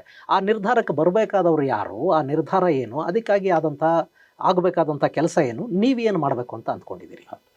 ನಮಗೆ ಗೊತ್ತಿರೋ ಹಾಗೆ 80ರ ದಶಕದಲ್ಲಿ ಭೋಪಾಲ್ ಅನಿಲ ದುರಂತ ಆದಲ್ಲಿಂದ ಎನ್ವಿರಾನ್ಮೆಂಟ್ ಆ್ಯಕ್ಟ್ಗಳು ನಿಧಾನಕ್ಕೆ ಡೆವಲಪ್ ಆಗ್ತಾ ಬಂತು, ಇಲ್ಲಿವರೆಗೆ ಬಂದಿದೆ. ಅದರಲ್ಲಿ ಇಕೋ ಸೆನ್ಸಿಟಿವ್ ಝೋನ್ ಅನ್ನುವಂಥದ್ದಿರಲಿ, ಬಫರ್ ಝೋನ್ ಅನ್ನುವಂಥದ್ದಿರಲಿ, ಗಾಡ್ಗೀಳ್ ವರದಿ ಇರಲಿ, ಕಸ್ತೂರಿ ರಂಗನ್ ಅವರ ವರದಿ ಇರಲಿ, ವರದಿಗಳ ಅನುಷ್ಠಾನ ಒಂದು ಕತೆ ಆದರೆ ಅದರ ಬೆನ್ನಿಗೆ ಇಂಟರ್ನ್ಯಾಷನಲ್ ಒತ್ತಡಗಳು ಇರ್ತದೆ. ಇಡೀ ಇಂಟರ್ನ್ಯಾಷನಲ್ ಬೇರೆ ಬೇರೆ ಒಪ್ಪಂದಗಳಾದದ್ದಿದೆ, ಅದ್ರ ಜೊತೆಗೆ ಕೋರ್ಟಿನ ಆರ್ಡರ್ಗಳಿರ್ತದೆ. ಆ ತರಾತುರಿಯಲ್ಲಿ ಇದನ್ನು ಎಕ್ಸಿಕ್ಯೂಷನ್ ಮಾಡಲಿಕ್ಕೆ ಮಾಡ್ತಾ ಇದ್ದಾರೆ. ಆದರೆ ಕೊನೆಗೆ ಜನರ ಸ್ವರವನ್ನು ಕೇಳ್ತಾ ಇಲ್ಲ.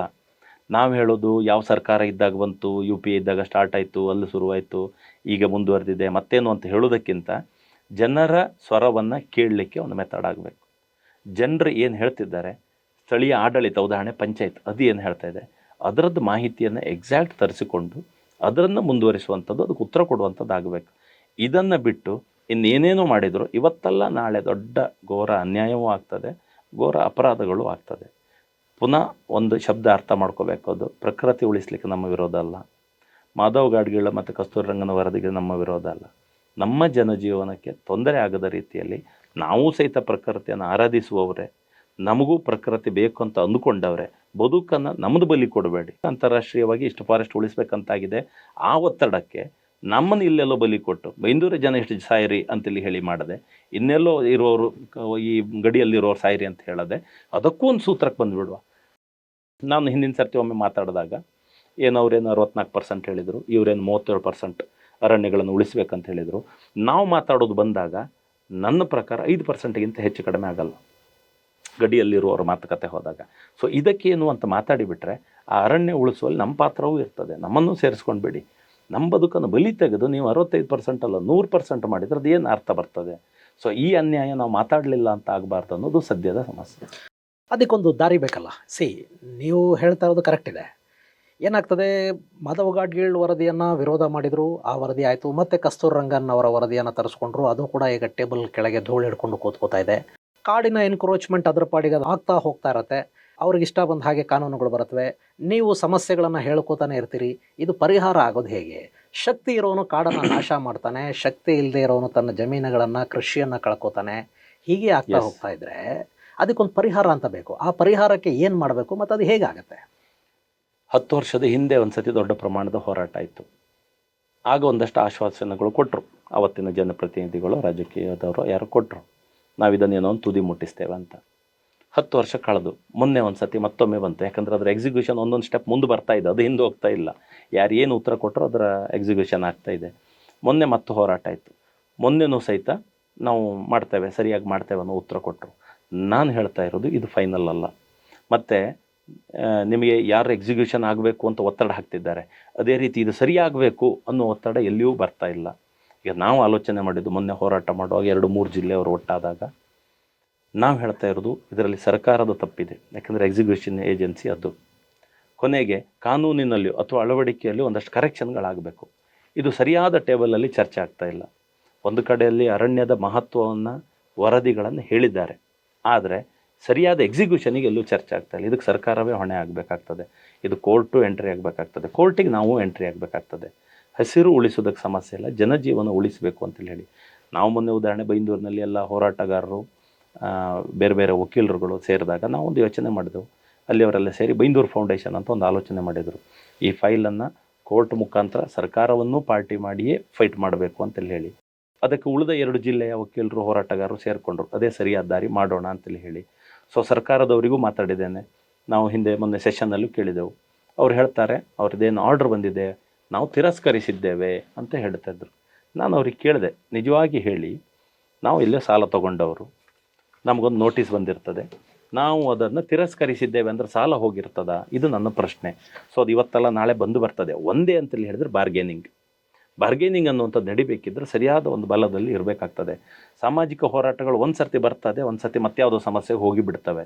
ಆದರೆ ಇದನ್ನೊಂದು ಲೀಗಲ್ ಫೈಟ್ ಆಗಿ ತಗೊಂಡು ಇದನ್ನು ಮಾಡಬೇಕು ಅಂತೇಳಿ ಹೇಳಿ ನಾವು ಮತ್ತೆಲ್ಲ ಒಟ್ಟಿಗೆ ಸೇರ್ತಾ ಇದ್ದೇವೆ.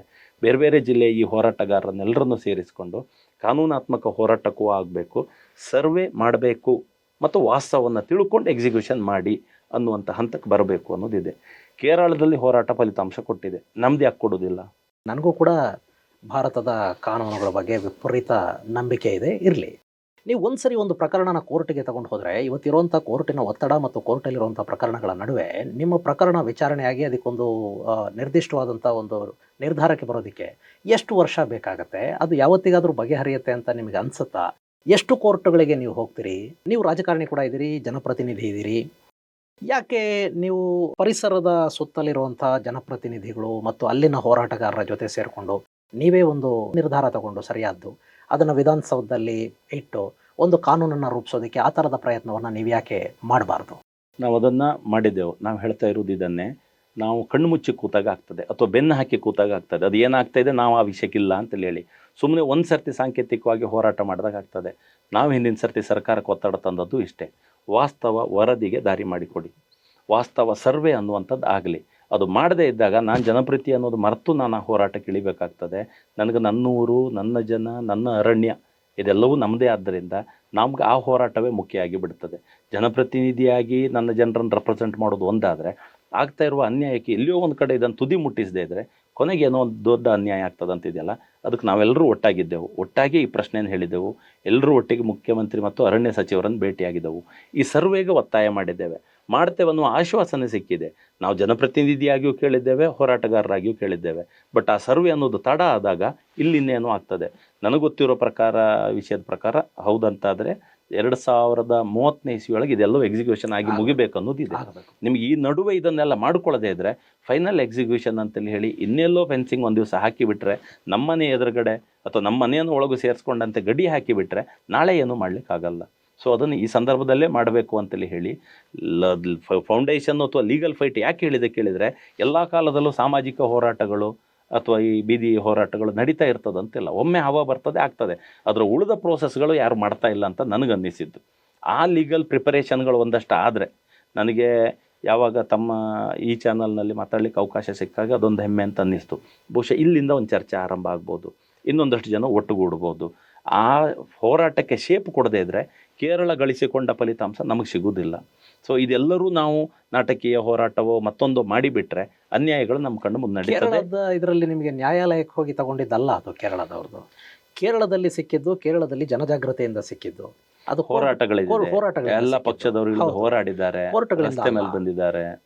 ನ್ಯಾಯಾಲಯಕ್ಕೆ ಹೋಗೋದ್ರಿಂದ ಬಹುಶಃ ನೀವು 2030 ಅನುಷ್ಠಾನಕ್ಕೆ ಬರಬೇಕು ಅಂತ ಅನ್ನೋದನ್ನ ತಡೆಯೋ ಒಂದು ಪ್ರಯತ್ನ ನಡೀಬೋದು. ಬಿಟ್ರೆ ಆ ಅನುಷ್ಠಾನವನ್ನು ತಡೆಯೋದಕ್ಕೆ, ಅದನ್ನು ಡಿಲೇ ಮಾಡೋದಕ್ಕೆ ನೀವು ನ್ಯಾಯಾಲಯಕ್ಕೆ ಹೋಗಬೇಕಾಗಬಹುದು. ಬಿಟ್ಟರೆ ನ್ಯಾಯಾಲಯಕ್ಕೆ ಹೋಗೋದ್ರಿಂದ ನಿಮ್ಮ ಸಮಸ್ಯೆ ಬಗೆಹರಿಯುತ್ತೆ ಅಂತ ನಿಮ್ಗೆ ಅನ್ನಿಸ್ತಾ ಇದೆಯಾ? ನನಗೆ ನಂದೊಂದು ಪ್ರಶ್ನೆ ಇರೋದು, ಮಾಡಬೇಕಾದ ಕೊನೆಗೂ ಸರ್ಕಾರ ಅಂತ ಆಗುವಾಗ ಕೇರಳದಲ್ಲಿ ಇಡೀ ಕೇರಳ ಅದಕ್ಕೆ ತೊಂದರೆ ಆದದ್ರಿಂದ ಇಡೀ ಕೇರಳ ಹೋರಾಟಕ್ಕಿಳಿತು.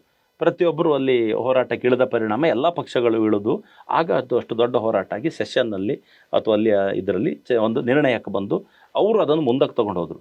ನಾನು ಹೇಳ್ತಾ ಇರೋದು, ಇಲ್ಲಿ ಇಡೀ ಕರ್ನಾಟಕ ಇಲ್ಲದೆ ಇರ್ಬೋದು, ಎಫೆಕ್ಟೆಡ್ ಡಿಸ್ಟ್ರಿಕ್ಟ್ಸ್ ಜಾಸ್ತಿ ಇದೆ, ಅಥವಾ ನಂಬರ್ ಆಫ್ MLAs ತೆಗೆದಾಗ ತುಂಬ MLAs ಇದ್ದಾರೆ. ಈ ಒತ್ತಡಗಳು ಸರ್ಕಾರ ತಾರದೇ ಇದ್ದಾಗ, ಬರೀ ರಾಜಕೀಯ ಅನ್ನೋ ಒಂದೇ ದೃಷ್ಟಿಯಿಂದ ನೋಡ್ತಾ ಇದ್ದಾಗ, ನಾನಲ್ಲ ನಮ್ಮ ಸರ್ಕಾರ ಅನ್ನುವಂಥ ಜಾರಿಕೊಳ್ಳೋದು ಕಂಡಾಗ ಸೊ ಸರ್ಕಾರವನ್ನು ಹೊಣೆ ಮಾಡಲೇಬೇಕಾಗ್ತದೆ. ಹೋರಾಟದ ಒಂದು ದಾರಿ ಆದರೆ ಕಾನೂನಾತ್ಮಕವಾಗಿ ಸರ್ಕಾರ ಹೊಣೆ ಆಗಿ ಇದನ್ನು ತುದಿ ಮುಟ್ಟಿಸಬೇಕಾದ ಜವಾಬ್ದಾರಿ ಇದೆ. ಜಾರಿಕೊಳ್ಳುವ ಸ್ವಭಾವ ಎಲ್ಲ ಕಡೆ ಕಾಣ್ತಾ ಉಂಟು. ಈಗ ನಾನಿರಲಿಲ್ಲ, ಆಗ ನಾನು MLA ಇರಲಿಲ್ಲ, ಈಗ ಇದ್ದೆ, ನಾಳೆ ಮತ್ತೊಬ್ಬ ಇದ್ದ, ಇನ್ನೊಬ್ಬ, ಸರ್ಕಾರ ನಮ್ದು ಇರಲಿಲ್ಲ, ಮತ್ತು ಇದೇ ಜಾರಿಕೊಳ್ಳೋದು ಅಲ್ಲಿಂದ ಇಲ್ಲಿವರೆಗೂ ಕಾಣ್ತಾ ಇದೆ. ಉತ್ತರದಾಯಿ ಯಾರು? ಆನ್ಸರೇಬಲ್ ಯಾರು? ಆನ್ಸರೇಬಲ್ ಸರ್ಕಾರ ಅನ್ನೋದನ್ನು ಮಾಡಬೇಕಿದ್ರೆ ಕಾನೂನು ಫೈಟ್ ಅನ್ನೋದೊಂದೇ ನಾವು ಕಂಡುಕೊಂಡಿದ್ದೇವೆ. ಸೊ ಅದು ಒಂದು ದಾರಿಯಲ್ಲಿ ಇರ್ತದೆ, ಈಚೆ ಕಡೆ ಹೋರಾಟವೂ ಇರ್ತದೆ. ಇನ್ನು ಈ ಮೂಲಕ ಚರ್ಚೆ ಅನ್ನುವಂಥದ್ದು ಆರಂಭ ಆದಾಗ ಎಲ್ಲರೂ ಒಟ್ಟಾದರೆ ಒಂದು ಶೇಪಿ ತರಲಿಕ್ಕೆ ಆಗ್ತದೆ. ನನಗೇನಾಗಿದೆ, ಎಲ್ಲರೂ ನಮಗಿಂತ ಹಿರಿಯರು, ಹೋರಾಟಗಾರರಿಂದ ಹಿಡಿದು ಶಾಸಕರಿಂದ ಹಿಡಿದು, ನಾನು ಪ್ರತಿ ಸೆಷನ್ನಿಗೆ ಹೋದಾಗ ಪ್ರತಿ ಹಿರಿಯ ಶಾಸಕರ ಹತ್ರ ಹೋಗಿ ಕೈ ಮುಕ್ಕೊಂಡು ಏನಾದರೂ ಒಂದು ಮಾಡೋಣ, ಏನಾದರೂ ಒಂದು ದಾರಿ ನಡಿ ಅಂತಾರೆ, ಮಾಡೋಣ ಅಂತಾರೆ, ಯಾರು ಮಾಡಲಿಲ್ಲ ಅಂತ ಹೇಳಲಿಲ್ಲ. ಆದರೆ ಯಾಕೋ ಅದು ತುದಿ ಮುಟ್ತಾ ಇಲ್ಲ. ನಾವು ಸಣ್ಣವರಾಗಿರ್ತೇವೋ ಅವ್ರಿಗಿಂತ ಏನಂತ ಗೊತ್ತಿಲ್ಲ, ಅಥವಾ ಇದೆಲ್ಲ ನಡೀತಿರ್ತದೆ ಅನ್ನೋ ಭಾವನೆ ಅವ್ರಿಗೆ ಬಂದಿದೆಯೋ, ನಾವು ನಾಳೆ MLA ಇದ್ರಲ್ಲೂ ಈ ಹೋರಾಟ ಅನ್ನಿಸ್ತದ, ನಂಗೆ ಗೊತ್ತಿಲ್ಲ ಉಳಿದವ್ರದ್ದು ಏನು ಅಂತ. ಹಾಗಾಗಿ ನಾನೀಗ ಒಂದು ವೇದಿಕೆ ತಗೊಂಡೋಗಿ ಎಲ್ಲ ಹೋರಾಟಗಾರನ್ನು ಒಂದು ಕಡೆ ತರುವಂಥ ಒಂದು ಮನಸ್ಸು ಮಾಡದೇ ಇದ್ದರೆ ಎಲ್ಲರೂ ಹೊಣೆಯಿಂದ ನುಡಿಸ್ಕೊಂಡಾಗ ಆಗ್ತದೆ. ಸೊ ನನಗೆ ಅರ್ಥ ಆದದ್ದನ್ನು ಮಾಡಬೇಕು ಅಂತ ಹೊರಟಿದ್ದೇನೆ. ಇಲ್ಲದೇ ಇದ್ರೆ ಇದೆಲ್ಲವನ್ನು ನೋಡಿ ನಾನು ಆಗ ಹೇಳಿದಾಗೆ ಬೆನ್ನು ಹಾಕಿ ಕೂತಾಗೆ ಅಥವಾ ಜಾರ್ಕೊಂಡು ನಿಂತಾಗೆ ಆಗ್ತದೆ ಅಂತ. ಹಾಗಾಗಿ ಈ ದಾರಿ ಹೊರಟದ್ದು. ಏನು ನಿಮ್ಮ ಬೈಂದೂರು ಫೌಂಡೇಶನ್ನ ಯೋಜನೆಗಳೇನು, ಏನು ಮಾಡೋದಕ್ಕೆ ಹೋಗ್ತಾ ಇದ್ದೀರಿ, ಮತ್ತು ಇದು ಬರೀ ಬೈಂದೂರಿಗೆ ಮಾತ್ರ ಸೀಮಿತನಾ ಅಥವಾ ಇಡೀ ಪಶ್ಚಿಮ ಘಟ್ಟಗಳನ್ನು ಉಳಿಸಿ ಅನ್ನೋ ಹೋರಾಟವನ್ನು ಇದು ಕೈಗೆತ್ತಿಕೊಳ್ತಾ ನಿಮ್ಮ ಅದರ ಉದ್ದೇಶ, ಧ್ಯೇಯೋದ್ದೇಶಗಳು? ನಾನು ಎಲ್ಲ MLAಗಳು ಮತ್ತು ಎಲ್ಲ ಜಿಲ್ಲೆಯ ಹೋರಾಟಗಾರನ್ನು ಮಾತಾಡಿಸಿದಾಗ ನನಗೆ ಆ ಸಂದರ್ಭದಲ್ಲಿ ಬೇರೆ ಬೇರೆ ಜಿಲ್ಲೆಗಳನ್ನು ಅಷ್ಟು ಒತ್ತಾಯಕ್ಕೆ ತರಲಿಕ್ಕಾಗಲಿಲ್ಲ. ಆಗ ತಕ್ಷಣ ನಾನು ನಮ್ಮ ಬೈಂದೂರಿನ ಎಲ್ಲರನ್ನು ಸೇರಿಸಿ ಅಲ್ಲಿ ಹೊರಟಾಗ ಅದು ಬೈಂದೂರು ಫೌಂಡೇಶನ್ ಅಂತ ಮಾಡಿ, ಕಾನೂನು ಆ ವಿಷಯಕ್ಕೆ ಎಕ್ಸ್ಪರ್ಟ್ ಆದಂಥ ನಮ್ಮಲ್ಲಿಯ ವಕೀಲರು, ಹೈಕೋರ್ಟ್ನ ವಕೀಲರೊಬ್ಬರು, ಸುಪ್ರೀಂ ಕೋರ್ಟ್ನ ವಕೀಲರು, ಆ ರೀತಿ 2-3 ಜನ ವಕೀಲರನ್ನು ಸಂಪರ್ಕ ಮಾಡಿದಾಗ ನನಗೆ ಈ ದಾರಿ ಸಿಕ್ಕಿದ್ದು. ಅದರ ಬೆನ್ನಿಗೆ ಒಂದು ತಂಡ ನಿಲ್ತದೆ, ಅದು ಬೈಂದೂರು ಫೌಂಡೇಶನ್. ಈಗ ಅದಕ್ಕೆ 3 ಜಿಲ್ಲೆಯ ಎಲ್ಲರೂ ಅದನ್ನೇ ಸೇರ್ಕೊಂಡಿದ್ದಾರೆ. ಹೆಸರು ಬೈಂದೂರು ಇರ್ಬೋದು, ಮತ್ತೊಂದು ಇರ್ಬೋದು. ಒಂದು ಫೌಂಡೇಶನ್ ಅಂತೇಳಿ ಇಲ್ಲದೇ ಇದ್ದರೆ ನಿಮ್ಗೆ ಹೋರಾಟಕ್ಕೆ ನಿಂತ್ಕೊಳ್ಳೋರು ಇರಲ್ಲ. ಅಲ್ಲಿಯೂ ಇದನ್ನೇ ನಿಶ್ಚಯ ಮಾಡಿದ್ದೇನೆ, ನಾನು MLA ಇರ್ತಾನೋ ಮತ್ತೊಬ್ಬರು MLA ಇರ್ತಾನೋ, ಈ ಉದ್ದೇಶ ಮುಂದುವರಿಬೇಕು. ಆ ರೀತಿ ಅವರನ್ನು ಅಲ್ಲಿ ಸೇರಿಸ್ಕೊಂಡು ಅವ್ರಿಗೆ ಹೇಳಿದ್ದೇವೆ. ಸೊ ಅವರೆಲ್ಲರೂ ಸಹಿತ ಇದನ್ನು ಒಪ್ಪಿದ್ದಾರೆ. ಇಲ್ಲಿ ನಾವಿರುವಾಗ ಸೆಷನ್ ಒಳಗಡೆ ಒತ್ತಡ ತರುವಂಥದ್ದೆಲ್ಲವನ್ನು ನಾವು ಮಾಡ್ತೇವೆ. ಆದರೆ ಕಾನೂನಾತ್ಮಕವಾಗಿ ಒಂದೇ ಟೈಪಿನ ಹೋರಾಟ ಅವತ್ತಿಂದ ಇವತ್ತಿನವರೆಗೆ ಒಂದೇ ದೃಷ್ಟಿಯಲ್ಲಿದ್ದ ಹೋರಾಟ ನಂಗೆ ಕಾಣ್ತಾ ಇಲ್ಲ. ನಾನೀಗ ಅಧ್ಯಯನ ಮಾಡಲಿಕ್ಕೆ ಹೊರಟ ಮೇಲೆ ಏನು 2011ರಿಂದ ಈ ವಿಷಯ ಶುರುವಾಗಿದೆ. ಒಂದೇ ದಿಕ್ಕಿನಲ್ಲಿ ಹೋರಾಟ, ಒಂದೇ ವಿಷಯ, ಒಂದೇ ಟೈಪ್ ಆಗಬೇಕಂತ ಹೇಳುವವರು ನಮಗೆ ಸಿಗ್ತಾ ಇಲ್ಲ. ಹೋರಾಟ ಹೆಚ್ಚಾದಾಗ ಒಂದಷ್ಟು ಜನ ಬರ್ತಾರೆ, ಆಮೇಲೆ ಆಟೋಮೆಟಿಕ್ ತನೀತದೆ, ಯಾರು ಬಿಸಿಯಲ್ಲಿ ಇರುವುದಿಲ್ಲ. ಬಿಸಿ ಎದ್ದಾಗ ಬಂದದ್ದು ವಿಷಯವನ್ನು ಉಳಿಸ್ಕೋಬೇಕಿದ್ರೆ ಒಂದು ಫಿಕ್ಸ್ ಸಂಸ್ಥೆ ಇರಬೇಕು, ಅಥವಾ ಆ ರೀತಿಯ ಒಂದು ತಂಡ ಇರಬೇಕು ಅಂತೇಳಿ ಅದನ್ನು ಹೇಳಿದ್ದೇನೆ. ಅದು ಯಾರು ಬೇಕಿದ್ರೆ ಈಗ ಡಾಕ್ಟರ್ ಅತುಲ್ ಕುಮಾರ್ ಶೆಟ್ಟಿ ಅಂತೇಳಿ ಹೇಳಿ ಅವರು ಮುಂದುವರಿಸ್ತಿದ್ದಾರೆ. ಅವ್ರ ಜೊತೆಗೆ ಇನ್ನೊಂದಷ್ಟು ಜನ ಅವರು ಸಾಮಾಜಿಕ ನೇತಾರರು, ಒಂದು ಸಾರ್ವಜನಿಕ ಕಾಳಜಿ ಇರುವಂಥ ವ್ಯಕ್ತಿ. ಸೊ ಅವ್ರ ನೇತೃತ್ವದಲ್ಲಿ ನಾವೆಲ್ಲ ಹೋಗ್ತಾ ಇದ್ದೇವೆ. ಇನ್ನು ನಾಳೆ ಮತ್ತೆ ಯಾರು ಸೇರ್ಕೋಬೋದು. ಬಟ್ ಆ ನಿರಂತರ ಹೋರಾಟ ಬೇಕು. ಆ ಹವ ಎದ್ದಾಗ ಒಂದು ಉತ್ತರ ಕೊಡುವ ರಾಜಕಾರಣಿ ಆಗದೆ ಆ ವಿಷಯಕ್ಕೆ ನಿರಂತರ ಇರಬೇಕು ಅನ್ನೋರೆಲ್ಲರೂ ಅದ್ರ ಜೊತೆಗಿರಲಿ ಅನ್ನುವಂಥ ವಿಷಯ ಇಟ್ಕೊಂಡಿದ್ದೇವೆ. ಇದು ಹೇಗೆ ಅಂದರೆ, ಪ್ರಕೃತಿ ಉಳಿದೇ ಇದ್ರೆ ಮನುಷ್ಯ ಇಲ್ಲ. ಹೌದು. ಹಾಗಂತ ಪ್ರಕೃತಿ ಅನ್ನೋದು ಮನುಷ್ಯನನ್ನು ಹೊರಗಿಟ್ಟು ಪ್ರಕೃತಿ ಅಂತ ಮಾಡಲಿಕ್ಕೂ ಸಾಧ್ಯ ಆಗೋದಿಲ್ಲ. ಈ ಎರಡು ಒಟ್ಟೊಟ್ಟಿಗೆ ಹೋಗಬೇಕು ಅಂತಂದರೆ ಬರೀ ಹೋರಾಟಗಳ ಅಷ್ಟೇ ಸಾಕಾಗೋದಿಲ್ಲ, ಜೊತೆಗೆ ಒಂದಿಷ್ಟು ಜನರಲ್ಲಿ ಜಾಗೃತಿ, ಆ ಥರದ ಕೆಲಸ ಕೂಡ ಆಗಬೇಕಾಗತ್ತೆ. ಹೌದು. ಜನಕ್ಕೆ ಪ್ರಕೃತಿ ನಂದು ಅಂತ ಅನ್ನಿಸ್ತಾ ಇದ್ರೆ ಅನ್ನೋದನ್ನು ಕಾಪಾಡ್ಕೊಳ್ಳೋದಕ್ಕೆ ಕೂಡ ಸಾಧ್ಯ ಆಗೋದಿಲ್ಲ. ಈ ನಿಟ್ಟಲ್ಲಿ ನಿಮ್ಮ ಬೈಂದೂರು ಫೌಂಡೇಶನ್ ಏನು ಮಾಡಬೇಕು ಅಂತ ಅನ್ಕೋತಾ ಇದೆ? ನಿಮ್ಮ ಯೋಜನೆಗಳೇನು, ಮುಂದಿನ ಯೋಜನೆಗಳೇನು? ನಮ್ಮಲ್ಲಿ ಈಗ ಬಂದವರಲ್ಲಿ ಹೋರಾಟಗಾರ ಸೇರಿದಲ್ಲಿ ಭಾರತೀಯ ಕಿಸಾನ್ ಸಂಘ ಅಂತಿದೆ. ಅಲ್ಲಿ ಈ ವಿಷಯವನ್ನು ತುಂಬ ವರ್ಷದಿಂದ ಹೋರಾಟ ತೊಗೊಂಡು ಹೋಗ್ತಾ ಇರೋದು ಅವರು.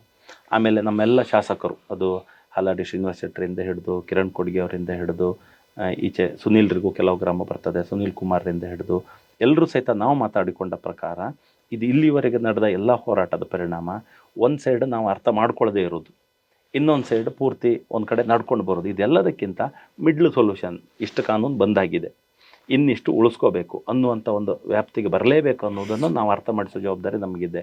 1-2 ಸೆಮಿನಾರ್ಗಳನ್ನು ಮಾಡಿದೆವು. ಅದರಲ್ಲಿ ಕಾನೂನು ತಜ್ಞರು ಬಂದು ಅವರು ಮಾತಾಡಿದರು, ಫಾರೆಸ್ಟ್ ಇಲಾಖೆಯಿಂದ ಬಂದು ಅವರು ಮಾತಾಡಿದರು. ಇಲ್ಲಿವರೆಗೆ ಏನೇನಾಗಿದೆ, ಇನ್ನು ಏನು ಮಾಡಿಯೇ ಮಾಡ್ತೇವೆ ಅಥವಾ ಆಗೇ ಆಗ್ತದೆ. ಸೊ ಈ ಸಂದರ್ಭದಲ್ಲಿ ನಾವು ಎಲ್ಲಿ ಮಾತಾಡ್ಬೋದು, ಈ ವೇದಿಕೆಯ ಒಂದು ಕೊರತೆ ಇತ್ತು, ಅದನ್ನು ಮಾಡಿದ್ದೇವೆ. ನಮಗೂ ಗೊತ್ತಿದೆ ಫಾರೆಸ್ಟ್ ಕಾನೂನು ಅಂತೇಳಿ ಹೇಳುವಂಥದ್ದು ಬಿಗಿಯಾದ ಕಾನೂನು, ಯಾರೋ ಸಣ್ಣ ಪುಟ್ಟ ಮನುಷ್ಯರು ಎದುರಿಸ್ಲಿಕ್ಕೆ ಆಗೋದಿಲ್ಲ. ಸರಿ ಇದೆ, ಗ್ರೀನ್ ಟ್ರಿಬ್ಯುನಲ್ ಬಂದುಬಿಟ್ರೆ ಅದಲ್ಲಿ ಮುಗಿದೋಯ್ತು. ಯಾರು ಕೇಸ್ ಮಾಡಿದ್ರು ಗ್ರೀನ್ ಟ್ರಿಬ್ಯುನಲ್ಲೇ ಸಕ್ಸಸ್ ಆಗೋದು. ಇದು ನಮಗೆಲ್ಲ ಗಮನದಲ್ಲಿರುವಂಥದ್ದು. ಆದರೆ ಇಲ್ಲೂ ಸಹಿತ ಕೋರ್ಟು, ಸರ್ಕಾರ, ಸ್ಥಳೀಯ ವ್ಯವಸ್ಥೆಗಳು ಎಲ್ಲರೂ ಸಹಿತ ವಾಸ್ತವವನ್ನು ಅರ್ಥ ಮಾಡಿಕೊಳ್ಳಬೇಕಾದ ವಿಷಯವನ್ನೇ ನಾವು ಮಾಡ್ತಾ ಇರೋದು. ಅದ್ರ ಜೊತೆಗೆ ಇದು ಯಾರು ಮಾಡೋದು ಅಂತ ಪ್ರಶ್ನೆ ಉಳಿತದೆ, ಹೋರಾಟವು ಮತ್ತೊಂದು, ಅದು ನಾವೇ ಮಾಡಬೇಕಾದ್ದು ಅನ್ನುವ ಜವಾಬ್ದಾರಿಯನ್ನೇ ನಾವು ಕಲಿಸ್ತಾ ಇರೋದು. ಇಲ್ಲದೇ ಇದ್ದರೆ ನಿಮಗೆ ನಡೀತಾ ಇರ್ತದೆ, ನೋಡ್ತಾ ಇರ್ತೇವೆ, ಆಗ್ತಾ ಇರ್ತದೆ ಅನ್ನೋದಕ್ಕೆ ನಾವೆಲ್ಲ ಹೊಣೆ ಆಗ್ತೇವೆ ಅಂತೇಳಿ ಹೇಳಿ. ಸೊ ಅವೇರ್ನೆಸ್ ಜೊತೆಗೆ ಹೋರಾಟ ಅನ್ನೋದು ಲೀಗಲ್ ಫೈಟ್ ಇರಲಿ, ಮತ್ತೊಂದು ಎಲ್ಲವೂ ಆಗಬೇಕನ್ನೋ ಒಂದು ಹೇಳುವಂಥ ಒಂದು ಸಂಸ್ಥೆ ಒಂದು ಮಾಡ್ಕೋಬೇಕು ಅಂತೇಳಿ ಒಂದು ಅನ್ನಿಸಿದೆ. ಈ ಹೋರಾಟದ ನೇತೃತ್ವವನ್ನು ನೀವು ವಹಿಸ್ಕೊಂಡಿದ್ದೀರಿ. ನಿಮ್ಮ BJP ಅವ್ರ ಬಗ್ಗೆ ಒಂದು ಆರೋಪ ಇದೆ, ಈ ಕಾಡು ಜನ ಇದೆಲ್ಲದನ್ನು ನೀವು ಏನು ತುಂಬ ಸೀರಿಯಸ್ ಆಗಿ ತಗೊಳ್ಳೋರಲ್ಲ. ನೀವು ಅಭಿವೃದ್ಧಿ ಅನ್ನುವಂಥ ಒಂದು ಭ್ರಮಾಲೋಕದಲ್ಲಿ ಬದುಕ್ತಾ ಇರ್ತೀರಿ. ಕಾಡು ಹಾಳಾಗೋದ್ರೆ ಹೋಗಲಿ, ಅಲ್ಲಿ ಇನ್ನೇನೋ ಆದರೆ ಆಗಲಿ, ಈ ಥರದ ಒಂದು ಭ್ರಮಾಲೋಕದಲ್ಲಿ ಬದುಕೋರು BJP ಅವರು ಅನ್ನೋದು ಇದು ಒಂದು ಆರೋಪ ಕೂಡ ಇದೆ. ಹೀಗಾಗಿ ನಾಳೆ ನಿಮ್ಮ ಸರ್ಕಾರ ರಾಜ್ಯದಲ್ಲೂ ಬರಬಹುದು, ಕೇಂದ್ರದಲ್ಲಂತೂ ನಿಮ್ಮ ಸರ್ಕಾರ ಇದ್ದೇ ಇದೆ. ನಿಮ್ಮ ಸರ್ಕಾರದ ಯೋಜನೆಗಳು, ನಿಮ್ಮ ಸರ್ಕಾರದ ಅದನ್ನು ವಿರೋಧಿಸಿ ಅದರ ವಿರುದ್ಧ ಕೂಡ ನೀವು ಹೋರಾಟ ಮಾಡಬೇಕಾಗಿ ಬರುವಂಥ ಸಂದರ್ಭ ಬರಬಹುದು. ನೀವು ಪ್ರಕೃತಿ ಅಂತ ಹೋದರೆ ಅದನ್ನು ಹೇಗೆ ನಿಭಾಯಿಸ್ತೀರಿ? ಅಲ್ಲಿ ನೀವು ಹೇಳಿದ ಒಂದು ಶಬ್ದಕ್ಕೆ ಅಭಿವೃದ್ಧಿ ಅನ್ನೋ ಭ್ರಮೆ ಅಂತ ಬಂದದ್ದು ಪರವಾಗಿಲ್ಲ, ಅದಕ್ಕೂ ಹಿಂದೆ ಅಭಿವೃದ್ಧಿ ನಿಮಗೆ ಅರ್ಥ ಇಲ್ಲ, ಬರೀ ಹಿಂದುತ್ವ ಮಾತ್ರ ನಿಮ್ಮ ಭ್ರಮೆ ಅನ್ನೋ ಆಪಾದನೆಗಳಿತ್ತು. ನಾನು ಹೇಳ್ತಾ ಇರೋದು ಎರಡನ್ನೂ ನಾವು ತಗೊಂಡು ಹೋಗೋರು. ಪ್ರಕೃತಿ, ನಾಗವನ, ದೇವರು, ಕಾಡು, ಅದು ನಮ್ಮ ಸಂಸ್ಕೃತಿ, ಅದು ನಮ್ಮದೇ. ಅದ್ರ ಜೊತೆಗೆ ಊರು, ಜನ ಜೀವನ ನಡಿಬೇಕಾದ್ದು ಅಭಿವೃದ್ಧಿ, ಅದು ನಮ್ಮದೇ. ನಾವು ಹೇಳ್ತಿದ್ದು ಇವೆರಡೂ ಹೋಗಬೇಕು. ಅದ್ರ ಜೊತೆಗೆ ಬೈಂದೂರಿನ ಬಗ್ಗೆ ನಾನು ಮಾತಾಡ್ಬೋದು. ನನ್ನ ಆಯ್ಕೆ ಮಾಡಿದ್ದಾರೆ ಮತ್ತು ನನ್ನ ಊರು ನಾನು ಪ್ರೀತಿಸ್ತೇನೆ, ನನ್ನ ಅರಣ್ಯ, ನನ್ನ ಊರು, ನನ್ನ ಜನ ಅಂತೇಳಿ ಹೇಳಿ. ಆದರೆ ನಾಳೆ ಅನ್ನುವಂಥದ್ರಲ್ಲಿ ನೀವು ಹೇಳಿದಾಗೆ BJP ಸರ್ಕಾರ ಬರ್ತದೆ, ಮತ್ತೊಂದಾಗ್ತದೆ, ಇದೆಲ್ಲ ಸಂದರ್ಭದಲ್ಲಿಯೂ ನಾನು ಹೇಳ್ತಾ ಇರೋದು ಬೈಂದೂರು ಫೌಂಡೇಶನ್ ಆಗಿ ಮಾತಾಡಬೇಕಾದ್ದು ವಾಸ್ತವ ಮಾತ್ರ. ನಾಳೆ ನಮ್ಮದೇ ಸರ್ಕಾರ, ಮತ್ತೊಂದು ಸರ್ಕಾರ ಅನ್ನೋದಕ್ಕಿಂತ ವಾಸ್ತವ ಏನಾಗಬೇಕು, ಅದಾಗದಿದ್ದರೆ ಏನಾಗ್ತದೆ, ಇದನ್ನು ನಿರಂತರ ಹೇಳ್ತಾ ಇರಬೇಕು ಅಂತ. ಅಲ್ಲಿ ಏನಾಗಿದೆ, ಯಾವುದೋ ಸರ್ಕಾರ ಇದ್ದಾಗ ಇನ್ನೊಂದು ಪಕ್ಷ ಹೋರಾಟ ಮಾಡ್ತದೆ, ಅದು ಅಧಿಕಾರಕ್ಕೆ ಬಂದಾಗ ಮತ್ತೊಂದು ಪಕ್ಷ ಹೋರಾಟ, ನ್ಯಾಯ ಮಾತ್ರ ತಂದು ಮುಟ್ಟಲಿಲ್ಲ. ನಾನು ಹೇಳ್ತಾ ಇರೋದು ಯಾಕೆ ಥರ್ಡ್ ಫ್ರಂಟ್ ಅಥವಾ ಮತ್ತೊಂದು ವೇದಿಕೆ ಕೇಳಿದರೆ, ಅಲ್ಲಿ ಪಕ್ಷ ಮತ್ತು ಆಡಳಿತಕ್ಕಿಂತಲೂ ಹೊರತಾಗಿ, ಅದಕ್ಕಿಂತಲೂ ಮೀರಿ ಪ್ರಕೃತಿಯನ್ನು ಉಳಿಸ್ಕೋಬೇಕು, ಊರನ್ನು ಉಳಿಸ್ಕೋಬೇಕನ್ನೋ ಆ ಅಜೆಂಡಾ ಗಟ್ಟಿ ಇದ್ದಾಗ ನಾಳೆ ನಾನು ಮಾತಾಡದಿದ್ರು ಆ ಫೌಂಡೇಶನ್ ಗಟ್ಟಿ ಮಾತಾಡ್ತದೆ. ಮತ್ತು ನಾವು ಅದಕ್ಕೆ ದಾರಿ ಮಾಡಿ ಇಟ್ಕೋಬೇಕಾಗ್ತದೆ. ಕೊನೆಗೆ ನನ್ನ ಊರು ಉಳಿಲಿಲ್ಲ ಅಂದರೆ, ನನ್ನ ಸಂಸ್ಕೃತಿ, ನನ್ನ ವ್ಯವಸ್ಥೆ ಉಳಿಲಿಲ್ಲ ಅಂದರೆ, ನನ್ನ ಪಕ್ಷ, ನನ್ನ ಆಡಳಿತ ಮತ್ತೊಂದು ಅನ್ನೋದಕ್ಕೂ ಅರ್ಥ ಇರುವುದಿಲ್ಲ, ನಾಳೆ ಇನ್ನೊಬ್ಬ ಕೇಳುವುದೂ ಇಲ್ಲ. ಸೊ ಇದೆಲ್ಲವನ್ನೂ ಒಟ್ಟಿಗೆ ಆಗಬೇಕು ಅಂತೇಳಿ ಹೇಳಿ ಈ ವ್ಯವಸ್ಥೆಯನ್ನು ಮಾಡ್ಕೊಂಡಿದ್ದೇವೆ. ಪರಿಸರ ಹೋರಾಟ ಅಂದ ತಕ್ಷಣ ಜನಜೀವನದ ವಿರುದ್ಧ, ಜನರ ಹೋರಾಟ ಅಂತೇಳಿ ಹೇಳಿದರೆ ಪರಿಸರದ ವಿರುದ್ಧ ಅನ್ನೋ ಭಾವನೆ ಹೋಗಿ, ಪರಿಸರವೂ ಉಳಿಬೇಕು, ಪ್ರಕೃತಿ ಉಳಿಬೇಕು, ಜನಜೀವನವೂ ಒಟ್ಟಿಗೆ ಸಾಗಬೇಕು ಅಂತ ಹೇಳುವ ನಂಬಿಕೆಯನ್ನು ಬೈಂದೂರು ಫೌಂಡೇಶನ್ ಇಟ್ಕೊಂಡಿದೆ. ಬೈಂದೂರು ಫೌಂಡೇಶನ್ ಆದ್ಯತೆ ಅಂತೇಳಿ ಹೇಳೋದು, ಉದಾಹರಣೆಗೆ ನನಗೆ ಬೈಂದೂರಿನ ಪ್ರಕೃತಿ ಏನು ಅರಣ್ಯ ಇದೆ, ಪಶ್ಚಿಮ ಘಟ್ಟ ಇದೆ, ಇದನ್ನು ಉಳಿಸ್ಕೊಳ್ಬೇಕಾದ ಜವಾಬ್ದಾರಿಯೂ ನಮಗಿದೆ. ನಿಮಗೆ ಯುನೆಸ್ಕೋ ಸರ್ವೆಯಲ್ಲಿ ಸಹಿತ ಇಲ್ಲಿ ಇರುವಂಥ ಫಾರೆಸ್ಟ್ ವಿಶಿಷ್ಟವಾದದ್ದು, ಇಲ್ಲಿರುವಂಥ ಸ್ಪೀಸೀಸ್ ಬೇರೆ ಕಡೆ ಸಿಗಲ್ಲ ಅನ್ನೋದಿದೆ. ಇದ್ರ ಮಹತ್ವ ನಮಗೆ ಗೊತ್ತಿದೆ. ಇದನ್ನು ಉಳಿಸ್ಕೊಳ್ಳೋದ್ರ ಜೊತೆಗೆ ಜನಜೀವನವೂ ಒಟ್ಟಿಗೆ ಹೋಗಬೇಕನ್ನೋ ನಮ್ಮ ಕಾಳಜಿಗೆ ಯಾರು ಸಲಹೆಗಳನ್ನು ಕೊಡ್ತೀರಿ, ಯಾರು ಸಜೆಷನ್ ಕೊಟ್ಟು ನಮ್ಮ ಜೊತೆ ಸೇರ್ಕೋತೀರಿ, ಎಲ್ಲನೂ ಒಂದು ಸಹಿತ ನಾವು ನಿರೀಕ್ಷೆ ಮಾಡ್ತೇವೆ. ನಾವು ಯಾರೋ ಒಬ್ಬಂಟಿ ಅಂತ ಅನ್ನಿಸ್ಬೋದು ಅಥವಾ ಸಣ್ಣವರು ಅಂತ ಅನ್ನಿಸ್ಬೋದು, ಆದರೆ ನಮ್ಮ ಪ್ರಕೃತಿ, ನಮ್ಮ ಜನಜೀವನದ ಹೋರಾಟಕ್ಕೆ ನಾವೆಲ್ಲರೂ ಒಟ್ಟಾಗದಿದ್ದರೆ ಕೊನೆಗೆ ನಮ್ಮ ಕಣ್ಣೆದುರಿಗಿರುವ ಅಪಾಯಕ್ಕೆ ನಾವೇ ಹೊಣೆ ಆಗ್ತೇವೆ. ಹಾಗಾಗಿ ಈ ಚಾನಲ್ನ ಮೂಲಕ ನಾನು ಕೇಳ್ಕೊಳ್ಳೋದು ಏನಂದರೆ, ಈ ಹೋರಾಟವನ್ನು ಒಳ್ಳೆ ರೀತಿಯಲ್ಲಿ ತಗೊಂಡು ಹೋಗೋಣ. ಎಲ್ಲವೂ ಆಗಲಿ, ಪ್ರಕೃತಿ ಉಳಿಲಿ, ಜನಜೀವನವೂ ಉಳಿಲಿ, ನಿಮ್ಮೆಲ್ಲರ ಸಹಕಾರ ಸಲಹೆಗಳು ಇರಲಿ ಮತ್ತು ಹೋರಾಟ ನಿರಂತರವಾಗಿ ಒಂದು ಫಲಿತಾಂಶಕ್ಕೆ ಬರಲಿ ಅನ್ನುವಂಥ ಒಂದು ಮಾತನ್ನು ಈ ಮೂಲಕ ತಮ್ಮೆಲ್ಲರಲ್ಲಿ ಕೇಳ್ಕೊಳ್ತೇನೆ. ಥ್ಯಾಂಕ್ ಯು ಗುರುರಾಜ್ ಅವರೇ. ಸ್ನೇಹಿತರೆ, ಇದು ವಿಷಯ.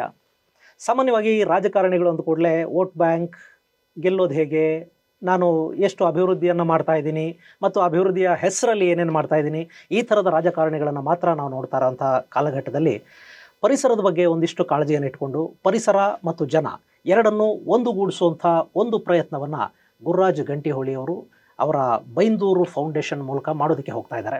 ಕಸ್ತೂರಿ ರಂಗನ್ ವರದಿ ಮತ್ತು ಮಾಧವ್ ಗಾಡ್ಗೀಳ್ ವರದಿಗಳನ್ನು, ಆ ವರದಿಗಳು ಬಂದವು, ಆದರೆ ಬಹಳಷ್ಟು ಜನ ಆ ವರದಿಗಳನ್ನು ಓದಿರಲಿಕ್ಕೆ ಸಾಧ್ಯ ಕೂಡ ಇಲ್ಲ.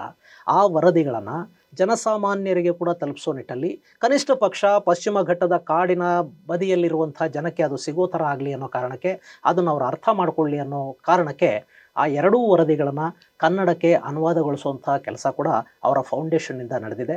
ಅದನ್ನು ಜನರಿಗೆ ತಲುಪಿಸ್ತಾ ಇದ್ದಾರೆ.